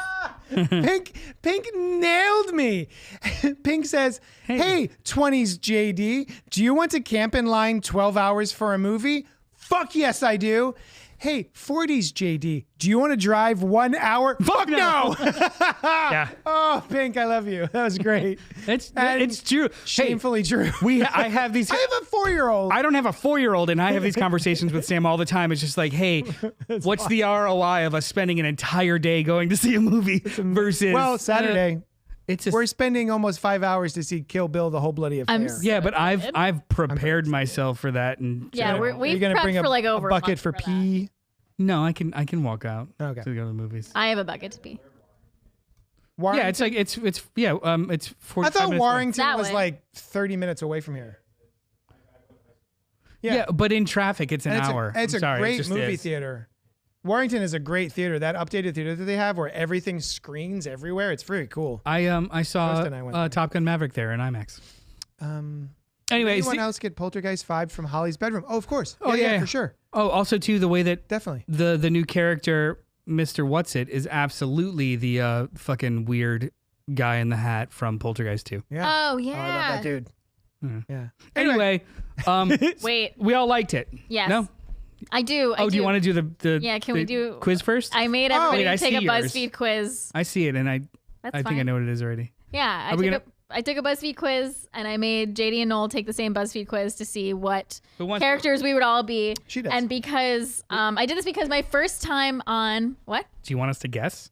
Yeah, sure. I want. Do you know Well, yours? I'm gonna say who I wanted to be, and then who I actually got, and then I also have a thing that said based on all of our zodiac signs who we are. But yeah, so my first time on this podcast, we did Saltburn, and we all took a quiz about I what don't- character from Saltburn we'd be. I don't remember who I was in that, but it was a No, I fun have no time on the idea. podcast. I think it was the guy that got. I think I was the guy. I was the sister. I was the guy with all the hair that I was. was blamed for ODing Pretty Boy. Oh, I was Jacob. I forget his Elordi's- name. I was Pretty Boy's sister. So, am I going first? You have to because I have to retake the test because my You my, don't remember? I remember it, but I wanted to read the thing. Just It reloaded. Go. I don't have to read my whole thing. So who did you want to be? I wanted to be Robin, but I got Steve. Oh shit, son! I didn't Nice. know. I that's not what I saw. What? Read Steve's John's. You are the spiritual or literal babysitter of your friend group, the ultimate mom friend, the one who keeps a first aid kit in your car. That's true. Or a nail-studded baseball bat in their trunk. I'm not going to say. Whether you're in a relationship or not, you're a romantic at heart. True. And you aren't afraid to admit it. But see, I just admitted it. But flirtation would never get in the way of your true purpose, mentoring your friends through their hair, monster, and crushes on straight girls related troubles.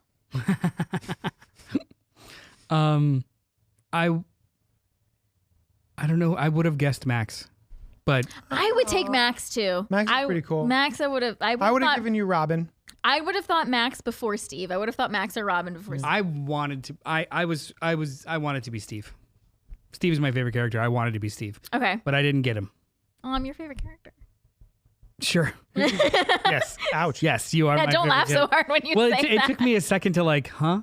Oh, that's right. You got Steve. Yeah. Yes. Okay. Who did you get? who Who do did you want? So you wanted to be Steve? I wanted to be Steve. Who do you think I got? My guess was Hopper. My guess was Winona Ryder. Joyce. Joyce. I got Max Mayfield. You're Max. Oh my Nice. god. Wow. A badass has entered the chat. You're funny and tough and would describe the music you listen to as literally life-saving. A monster from another dimension could try and drag you to hell, but that would be their mistake. You're an unsentimental but ferocious friend and would be welcome addition to anyone's party. Actually, that last sentence is true. Yeah. I'm unsentimental but ferocious. Like, I'll fight for you guys, but I'll also be like, why are you being stupid? Valid. Yeah. I also got Steve. I thought you were gonna get Robin. That fucking tracks. I wanted to be Robin. That fucking tracks. The two of you. I love Robin. I am the odd man out. You guys No. are just the same. Wait, That's can I true. We have the same brain. You're two limbs on the same torso. Shit, we Yeah. are. Can I read just real I was quick? disappointed because I did not want to be Steve. Steve is Damn. the shit. Steve is the He's shit. fantastic. Steve Joe? the Harrington. Oh. So based on our zodiac signs, according to Zodiac. 17 magazine, Capricorn, Yeah. you are Jim Hopper. Oh, nice. He may come off as cold and cynical. Sorry. Yeah. No, hey, look, I'm Tracks. But those closest to I am- him know that he's a softie. I am enjoying getting older because I get to do that more. I mean, like any You don't have to Capricorn, mask he's it heroic. anymore. I don't have to be like, oh, I like everyone. I could be But like, you're I hate most people, but you're the best. But you're heroic and natural born leader, and you're not looking to be praised for it. He holds himself to a high moral standard and usually meets it. Pisces, you're Will Byers. Will Oh, yeah. Will is the most sensitive and vulnerable of all his friends. Baby. While trauma obviously plays a part there, he has a soft and creative energy that represents Pisces traits quite accurately. Pisces may be emotional, but that further fuels their kindness. Oh, I'll take it. Aquarius. Little painty boy. Yeah. Aquarius. I'm 11. Oh. She was never meant to fit into the crowd, which is why 11's spirit and overall journey feels very Aquarian through and through. She's truly an original, and her quirks, or in this case, supernatural powers, are her greatest strength. Nice. I don't think I'm 11. I think I'm more Steve than 11. But I think overall I'd be Max or Robin is who I'd. I don't know. I feel kind of Maxy. I don't feel like any of them, but I do think that both of them kind of I fit guess me in she's a more weird gruff way. than I am. I think Max both Hopper or- and Max. I think both of them kind of fit Hopper and Max. pieces of me. Yeah. Because Combined. I'm unsentimental and acerbic, but when I'm very sentimental, I'm very sentimental. Yeah. I just don't want other people to know it. I'm very sad. That's Hopper to me. Yeah. Sam says, that's so me. I'm so Steve. The quiz is on BuzzFeed. Yeah, it's Hey. a BuzzFeed quiz. BuzzFeed and then quiz. the second one was 17 Magazine. 17 Magazine, just Instagram page, just had a post about what Let's fucking zodiac go. signs. And it made me laugh because the three of us, it's the same zodiac signs as me and my siblings. My sister's a Capricorn, my brother's a Pisces. Barbara's always the coolest. Barbara is the It's coolest. like our family. She's my coolest sister because she's my only one. Is there I anything play else? that shit all the time too. Anything, We didn't do you have do any spoilers. favorite parts of Stranger Things? Are we getting Season five? spoilers now? Spoilers, baby! Let's do it. Let's go into spoilers. Now. One of my favorite scenes was Karen attacking the Demogorgon with her broken wine bottle. Yes. Wine mom. But the Wine mom rage. Wine Mom Rage. Wine mom, feminine rage, but particularly it's in the beginning, I believe it's episode 2, where Nancy had just found her on the floor. And you see Nancy's face, and then it cuts to like you see the phone on the floor and you just hear a dial tone throughout the whole background of the scene, and you hear Karen going, "Stay away from my daughter," and like stabbing at this Demogorgon. I don't know, that scene just got me. Well, the continued dial tone you hear in the background while she's attacking this thing and then gets attacked, and the blood spatter on Holly's face from when she gets her throat ripped out. They chose not to do it linearly. Yes. So like you just saw the aftermath, and then it revealed to you slowly what was happening with the dial Yes. tone, Yeah. what had happened. Yes. Also, Mr. Byers, I guess fuck him. Yeah, fuck that guy. That guy sucks. He He got- sucks, but also like he's in asterisk. He's in a coma too. I guess whatever. He's in a coma too. Yeah. Wait, he who? was Like, golfing. Even his kids are not like, should we check on dad? No, he's fine. no, He's in a check on coma. mom. Fuck him. I'm like, what the shit, dude? That and then the He's resting peacefully Yeah. in a coma. he just alright. got clawed nearly to death and He's thrown through a fine. fucking wall. Yeah. He's fine. fine. Whatever. Let's go talk to mom. that and the bathtub with Holly. That was good. So Under good, the so water. good, so stressful. I thought banging on the table, but yeah, that was awesome. And we saw how they filmed that. Yes. Like the big glass, I Yeah. guess plastic bucket. Those are some of my favorite. And then Bucket? obviously the end of season 4. Bucket Or not It's episode 4. A tub is a big bucket. tub. That's true. I mean, it's like a big. It's a big long bucket. I can't think of the word, It's but a anyway, big it's very cool. oblong bucket. Yeah. Any other? Do you have a favorite bit? I was a little bummed out. I mean, I understand the parental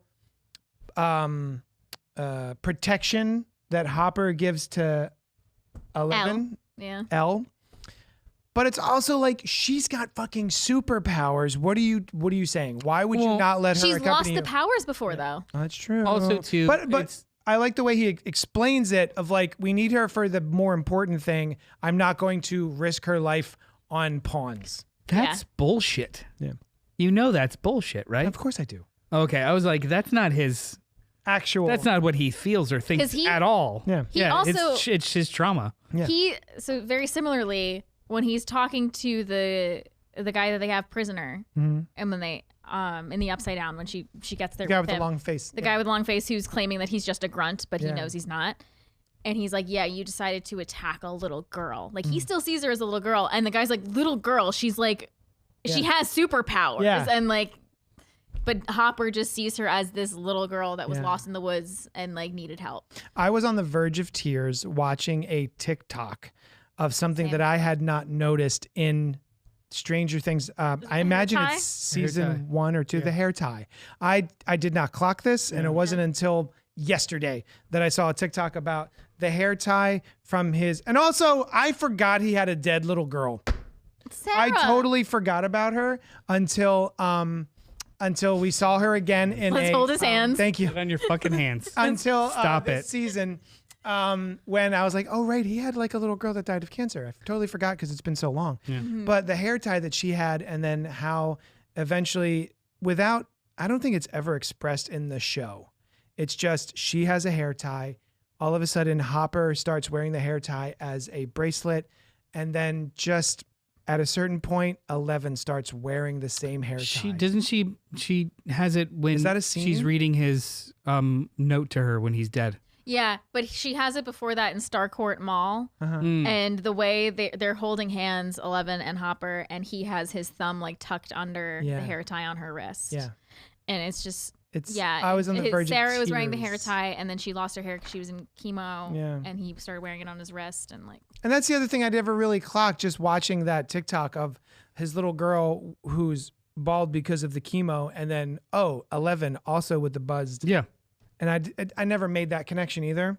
So just making that I for the first time more 10 so years ago, more later. so than the other seasons too. This one connects. There's a couple of good conversations between. First of all, Winona Ryder doesn't really have much to do in these first 4 episodes other than just be mom. But there's 2 or 3 really, really, really good scenes between her and Hopper about their shared overprotectiveness. yeah. For different reasons, but for understandable reasons. And then we get, so they've been a couple comfortably from like 2 years now. You get this really, really great scene of how he diffuses her when he doesn't want to answer questions, which is him going into the tunnel and she's asking him a real question. He's just like, how is it fair that you just keep getting prettier? Yeah. And then he just bounces away and it's just like, yeah, okay. Yeah.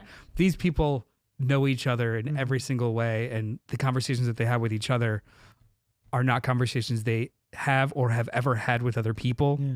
And I thought that was really good business. While I agree that she doesn't get too much to do, I was impressed by the conversation that she had with Will and the fact that Will and, was it Robin? Yep. Had to go behind her back and do a whole different thing while she was The flux momming. capacitor. And the flux capacitor, what a good bit.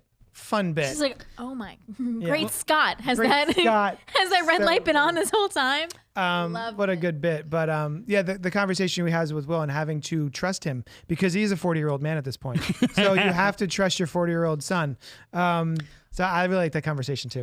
Also too, you know what? I take it back. She does have a lot to do. She's just the perpetual background character. She's not a primary this season, which I don't think she should be and could be, because her role of mother and the person that is always right first before anyone else gets there seems almost unserviced here because we are already in the end game. This is all action and forward progress. There's no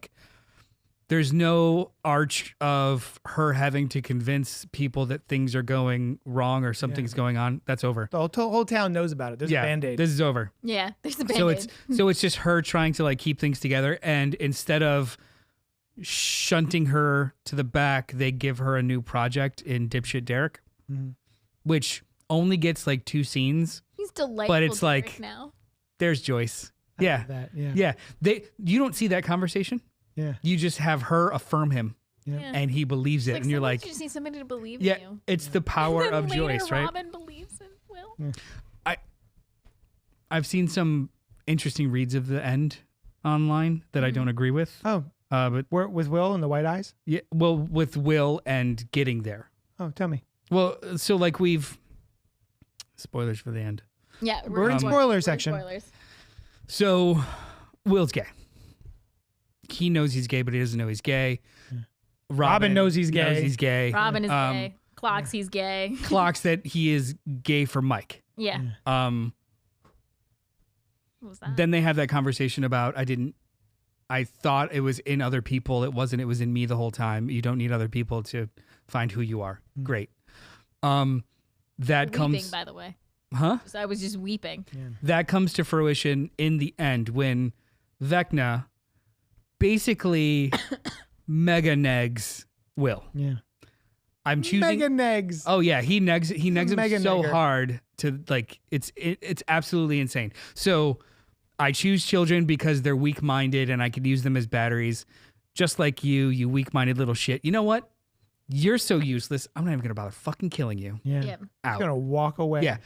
Unknowing that when he did this process to him, he kind of imbued him with some of, I don't know, his juice, his fancy juice. His skleets. J.K. Rowling didn't suck. I would say it's very Voldemort and Harry Potter. Yeah, absolutely.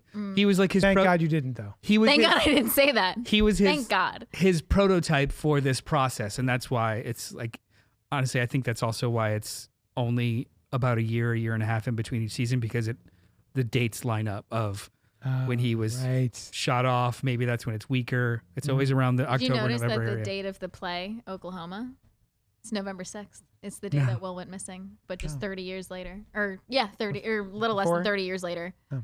Because it was November 6th, 1959 is the date of the Oklahoma play that says Oh, starring I Henry see. Cleveland. Watch that video. It also has to do with First Shadow. Yep.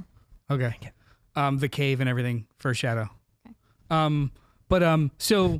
So when we have that moment of his, Mike dies. Okay, whatever. When we have that moment of his of he's been negged by the bad guy. He doesn't know who he is. He wants to die, blah. But then Robin's words are in his head. And he goes to memories of him and Mike. Can I talk about those memories for a sec? Sure. Do you remember in season 2 when Will had the mind flayer stuff in him? And Mike, Jonathan, and Joyce are around him and they're telling him memories to help him remember who he is. Joyce tells him about when she bought him crayons and he drew her a spaceship. Jonathan talks about the day that their dad left and they built Castle Byers. And Mike talks about when they became friends on the swing sets. He just went over and asked him to be his friend. And those are the exact moments that he remembers before he gets his powers. So and I cried so hard. I didn't clock it. There are My sister sent me a video about it. And I'm like, I'm weeping now. what is it? What do they say? Myers shippers, Mike and Byers shippers, who are like, he's realizing he's in love with blah blah blah, and that's why he gets the power to And that was not my read whatsoever. No. I didn't get that. That's what they're saying, and I'm like, no, this isn't a. I'm coming to terms with me, not I'm gay for it's Mike. very much an independent thing. Yes, Yeah. exactly. Yeah. That's exactly how I read it too. It's the idea of my everything I love and everything that I define myself as is intrinsically connected to Mike, and because I don't know what love is or how to love, I'm confusing all the loves. And this was my moment of like, oh fuck, no, it's me. Yeah. And then that's he how I does took his- it. A lot of people aren't. They're just like I've dead seen set a lot on. of like jokes about him being like, man, he didn't step in until his man was getting Yeah, attacked. But that's just basically like, that. I see it as like a meme, not like an actual serious theory. Well, where there's a meme, there's a fan group. Dang. When people ship things, they make everything about that particular ship. I think it's that particular ship negates the story for Will. Yeah. It makes it trivial as opposed to Well, I formative. also don't want to negate his queerness as part of his identity. So like I can understand where they come from with that. It's just not how I read it. But that's such a surface level identification of queerness. His queerness is his own self-acceptance, Right. not who he wants to make just a out with. particular dude. Yeah, Yeah, that's or just it. person. Like, Yeah. if anything, it's undermining his queerness by associating it explicitly with Mike, Yeah. With a, Yeah. not his. And the whole spiel with Robin validates love that it that has scene. nothing to do with this dude. You just Right. you love and you don't know the differences of loves yet. Yeah. What Because that was her whole what thing. this is, what She that didn't is. love tone deaf Tammy. Yeah. Yeah. She just was like associated these feelings that weren't defined with this person she felt close to. That's it. Mm-hmm. And I love that. I love how nuanced it is. And sometimes I do get annoyed with how the internet takes very nuanced things and turns them into these binary, Yeah. you're wrong, you're right things. I'm like, oh, guys, it's so much better than that. Yeah. And if you just let yourself see little how bit much more. better it is than that, Yeah. Yeah. that bothered me. Yeah. I didn't see that, but yeah, it's great. that bothers me now that I know about it. It- But I just, that scene was so good. It was so good. It was pretty Mhm. badass. Like it was Suddenly a you good. look and you see him with the white eyes, just yeah. like, And they seed it. He it's pulls not it a off. surprise. It's No, not right? a Like they have the a whole. whole- They stop walking to have a conversation about a thing that's gonna happen. So that's what I was texting my sister. So my sister and I had watched. So this is one of our nerdy things that we have together, Stranger Things, that my brother does not watch. But we had watched the first 3 episodes together over the weekend, and then I had dropped her off, and she lives about an hour and a half from me. So as soon as I dropped her off, she watched episode 4, and then texted me immediately. Was like, "Watch it as soon as you get home." So I watched it, and I was texting her throughout it, and I said something about. So the episode is called "The Sorcerer." Yeah. And then she has that conversation with Will, or he has that conversation with Mike about, bro. You're a sorcerer. You're not a wizard. Your powers are innate. And then when that whole fight scene started to happen, I texted my sister. I was like, come on, Will the sorcerer, fuck him up. And she's like, she didn't respond to me for a little bit because she's like, I don't think she's actually at the point yet. I think she just like predicted that something's going to go down. And yeah, that's what happened. I liked, so Sam clocked it. 2 episodes prior with the Demogorgons, he's able to see through their eyes. Yeah. Yes. And they all freak out together. Yep. And I was like, I think it's just like they're explaining it so far as radio frequencies. The closer you are to him, there's feedback. He convulses and there's feedback. She's like, I don't know. I think he could probably control them if he tried. And I was like, all right, maybe the show will do that. And they do that, but they do it in such a way where it's evocative of season 4 with how Vecna controls and breaks those people. That was so fucking badass. Like the way he Vecna'd them all. It 3 of them. escalates to badass. It's just like, I'm gonna stop him. And then you stick in that beat. And then he stops the other one. And you stick in that beat. And he stops the other one. And you're just like, wow, this is so cool. How does this get cooler? Vecna'd them. He Vecna's the shit out of all 3 of them. And then Mike looks horny for him. No. And then, it was and really, his nose really cool. bleeds and he wipes his nose. It was very hero. It was a very, very effective hero shot. The show started with this little helpless boy, and now it's gotten to here. I think it's really cool. How do you feel about the other reveal of 8?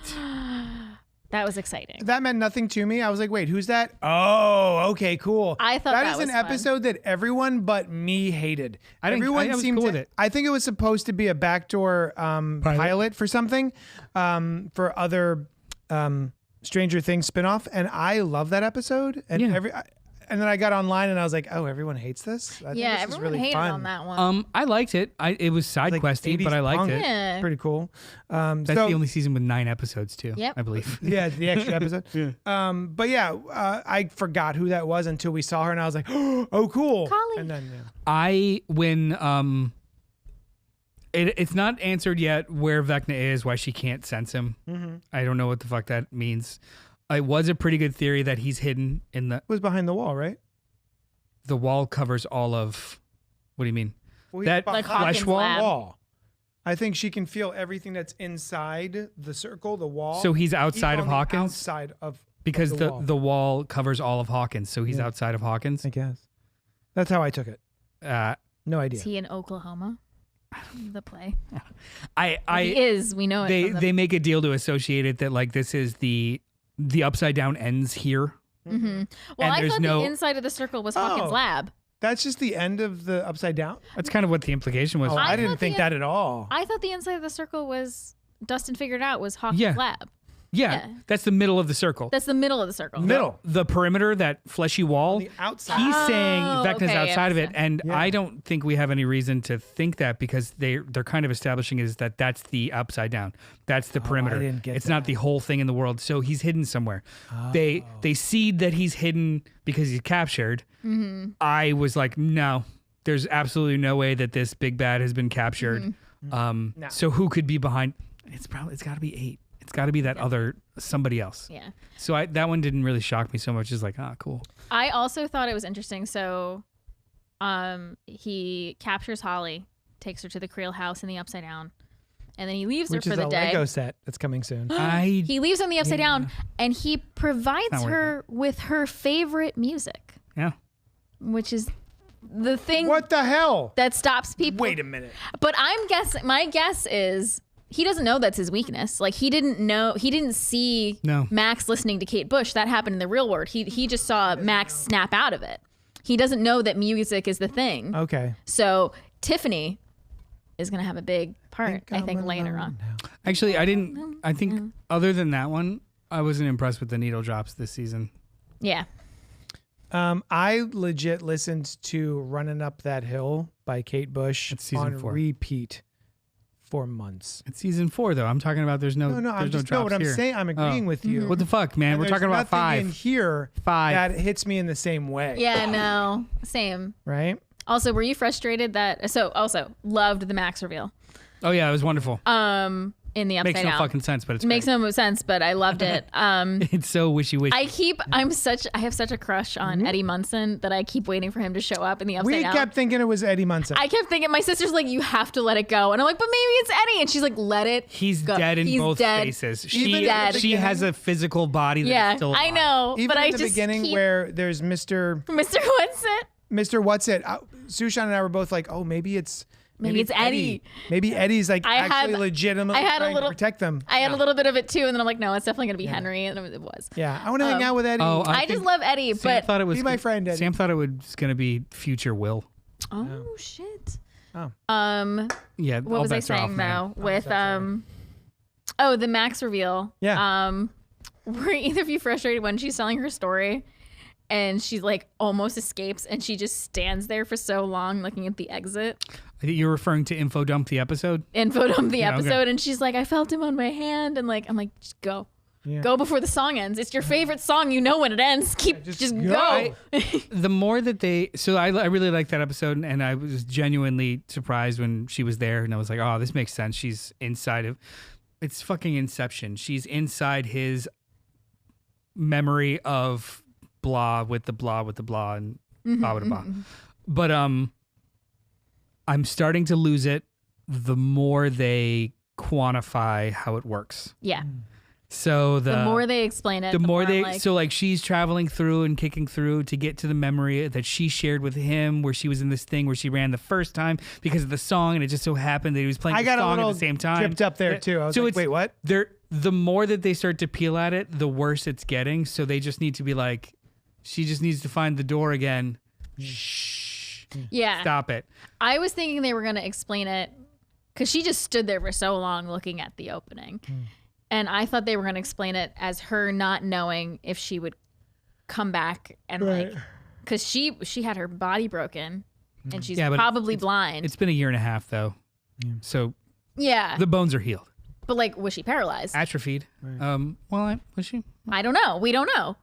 And she didn't know either. So I was like wondering if she was like I scared also- to go back I and also know wonder what if body she she would doesn't go know back. what's a trap and what's not. Right. Right. I was waiting for it to be like, she doesn't know if it's a trap or she doesn't know what kind of body she'd be Oh. back into. Great point. So That's what I said Mike, to Sushan. Mike This- did give Oh yeah, she Holly all has the Dimension Door. exposition. Yeah. She has Dimension Door. Yeah, my sister and I clocked that. Was like, ooh, it's Holly the heroic. She's a Yeah. cleric and she has Dimension Door. And my sister goes, I don't know if I like that she has Dimension Door. It's like, this could be good or bad. There was one thing that bothered me in this episode. I'm trying to remember what it was. It has to do with Holly Wheeler. Frick. I shouldn't have started talking before I remembered. She's 30. There was something that bothered me about this episode. Oh! There is a hellgate under your town, your entire town, that the army has had to come in to create a metal band-aid for. Yeah. And Holly Wheeler is like, hey, I'm scared of monsters. And then Will's like, Will's like, Mike. monsters. Mike was, who was it? Was it? Mike. Mike was like, monsters don't exist. And I remember turning to Sushi, I'm like, what? Like this whole, what? You're pretending monsters don't exist in Stranger Things after your town just opened up a hellmouth? What? Well, So, I mean, even if we haven't seen, even if the regular folks, the normies, haven't seen any monsters, any demogorgons, telling someone who's in your inner circle or family, listen, there's monsters. Like, maybe this is important. Maybe this is something we should discuss, because our first experience with this was when we were your age or even younger. Maybe it's something to tell you or confide in you in. And like, if they just do the stupid movie parent thing of like, oh, there's nothing in your closet. There's definitely something in your closet, kid. You know, that sort of bothered me. I remember being like, wait, oh, does the town not know that there's monsters? Are No, we they don't. pretending? Oh, I guess not. Okay. Well, it wasn't like a. We learned that it wasn't like an invasion. It was a earthquake. And they called it like an gas, earthquake. And it wasn't. And There wasn't like they don't know why hordes of the Demogorgons snow happened. flying out and shit. Yeah. Like they just didn't. But like, if it just felt very strange for me to pretend like no monsters don't exist.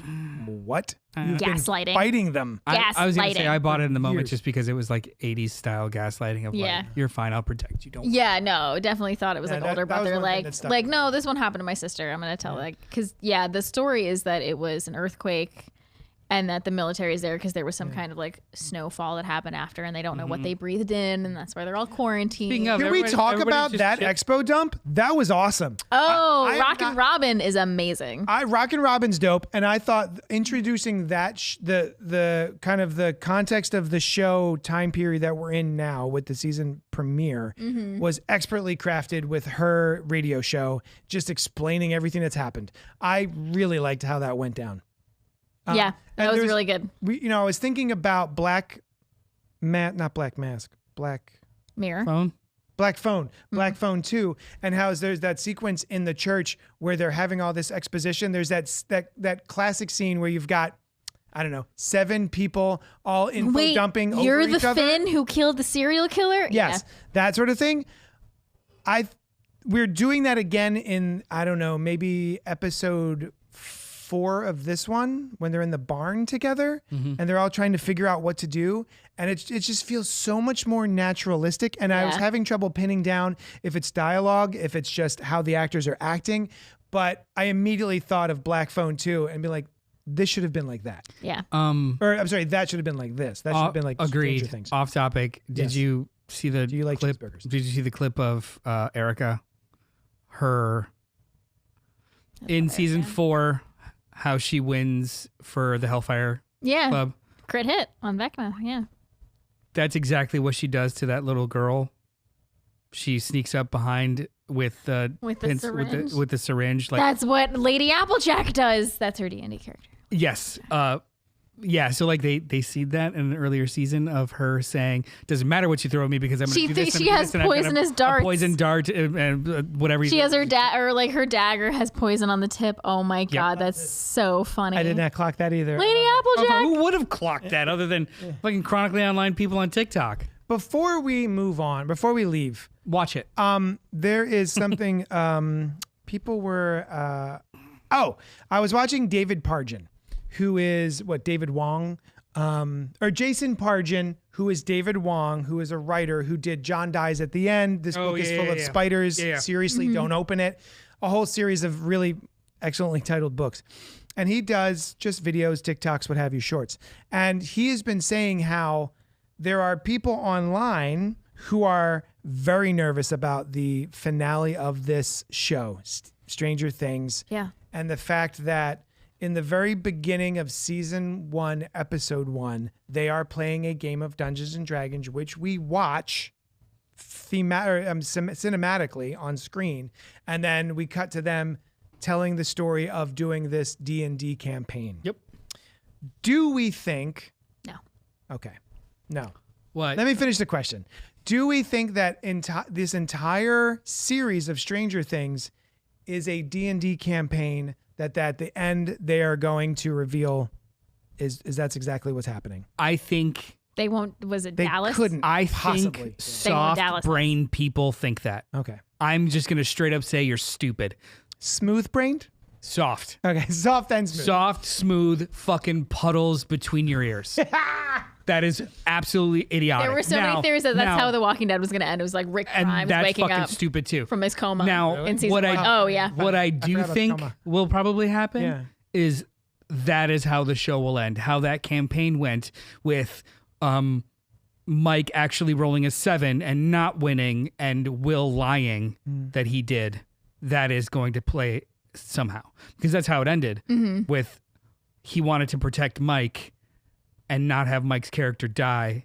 Yeah. He rolled less than a 10. Yeah. So Mike, So that Mike's character should have died in that that's session. going to be an allusion to something that happens, whether a choice that's made or Mike dies or whatnot. How that ends is going to be that. But it's all a dream. Fuck off.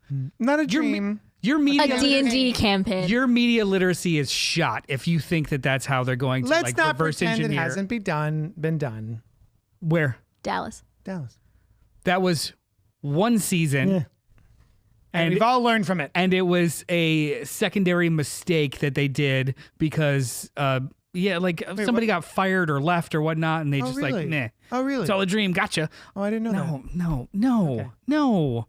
Maybe they'll turn back time. Maybe they'll do a bunch of other things, but it's not all D&D fake. campaign. No, because it is because we're strangely faking like a D&D campaign. Thematically, absolutely. Yeah. But come on, hey, this is how we will age. These are the dynamics we'll have with each other. This is the feelings It's we'll have very, towards this. very Fuck off. specific. No. It's a very good campaign. These kids are brilliant. Very well written. No. Okay. Those to check in. Those 10-year-olds having this specific unless they're all this age and are all having the same shared schizophrenic delusion. Maybe that's it. Yeah, sure. I'll buy that. I'll buy that over we cut to black and they're all still 10, 11 years old playing dice in the basement. That's what some people were positive. They're all wrong. Okay. They're all absolutely wrong. I'm glad I asked. Mark this. Nice. That pisses me off. Mark it. That pisses me off. You're all wrong. All right. Oh, St. that's Elsewhere. my husband, says Sam. St. Elsewhere. Oh, you're right. Pink Apocalypse. Glassware? Yeah, the snow globe. It was all like the dreams of a kid that was dying, and the snow globe had a hospital in it. I never watched St. Elsewhere. Yeah, those are both terrible examples. Yeah. That wasn't Lost. Lost had a great ending. Oh, here we go. Oh. Rage bait. Rage bait. Rage bait. Rage bait. What exactly about it sucked? Oh, no. Okay. Oh, so you need a ringer. You need a ringer to have your arguments. Bam! All right. No, I see. I see how it is. Yeah. I think Sam says, I think there will be time travel to prevent a lot of this from happening. Have we seen any instances of time travel in this show at all? They do mention at some point that time in the Upside Down Holly mentions it. moves differently, but not in any kind of like functional Backwards. way. When Max is talking about how she went back to Vecna's memories and is looking at the flyer for the play, she's like, "Oh, time travel," and like she talks about Wrinkle in Time. So that was at least one most prevalent reference. Pink has never seen an episode of Lost. I want you to watch Lost. I need to watch. think I you're also fine have without never it. seen an episode of Lost. It is. I was disappointed by the wrap up, but I don't think it was as bad as people think I'd say it was. I was disappointed by season 3. Yeah. The season where the network was like, we need to make this last longer, so they had a whole other set of survivors on the other side of an island for half the season. Yeah. We're Just like, at pad time. who are these guys? No one cared. Yeah. But other than that, 6 seasons of gold. I will say, to wrap this up, to put a bow on it, of Stranger Things season 5 part 1, I have been kind of wrestling with the idea of going back and rewatching all of Stranger Things. So I think that this is a show I'm definitely going to revisit in the future. It's such a blast. It's so fun. It doesn't take itself too seriously, just seriously enough. And I really enjoy top to bottom this whole series. Yeah. I probably will never revisit it. No. Just because of time and Yeah. life. When would I do that? Yeah, Good question. I have revisited episodes. Yeah. I've watched the yeah? I've watched the finale of most of the seasons at least more than once. Yeah. Just like, but I will never watch the whole thing again. No, I definitely will, I think.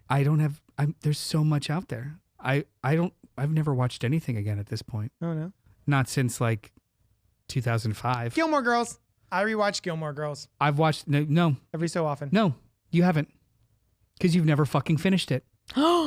You've never rewatched I've never Gilmore Girls. finished You Gilmore Girls. never what's on the purpose. Yeah. We've did you gone just not over watch? this. Do you not watch the season dumbest- 7?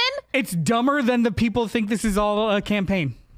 So the reason I've never finished Gilmore Girls I don't want it is to end. because I don't want it to end. Okay. It's fake. It's wonderful, but it's Being fake. very mean to me. I am. I need a nap. You're being so Hopper right now. I need a Being nap. so Capricorn. I'm just I love Steving it. over here, and you're being all Hopper. Oh yeah, actually, Sam's right. There's a lot of Back to the Future and Wrinkle in Time references. Oh snaps! Yep. There is. Good point. They New also Girl, you wait. I rewatched New loved. Girl. No, Your wife says you did. I She's believe rewatched her. it. Believe women, Noel. Back to the Future. Back to the Future is referenced. So obviously, Robin references it in this season, but I thought it was really funny because the first time her and Steve see that movie is at the Starcourt Mall when they're both stoned out of their minds from getting drugged by the Russians, and they're saved by Dustin and Erica. And then they go to the movies, and then they sneak out and they're getting water, and they're like, so did that guy want to bang his mom? Or they're like, that mom, she wanted to bang his kid. And they're like, what? That guy was her kid. And yeah. So I thought that was a really funny callback to Back to the Future when she's like talking about it with all these references. And I'm like, you saw that first when you were stoned out of your mind. Still a classic. Yeah.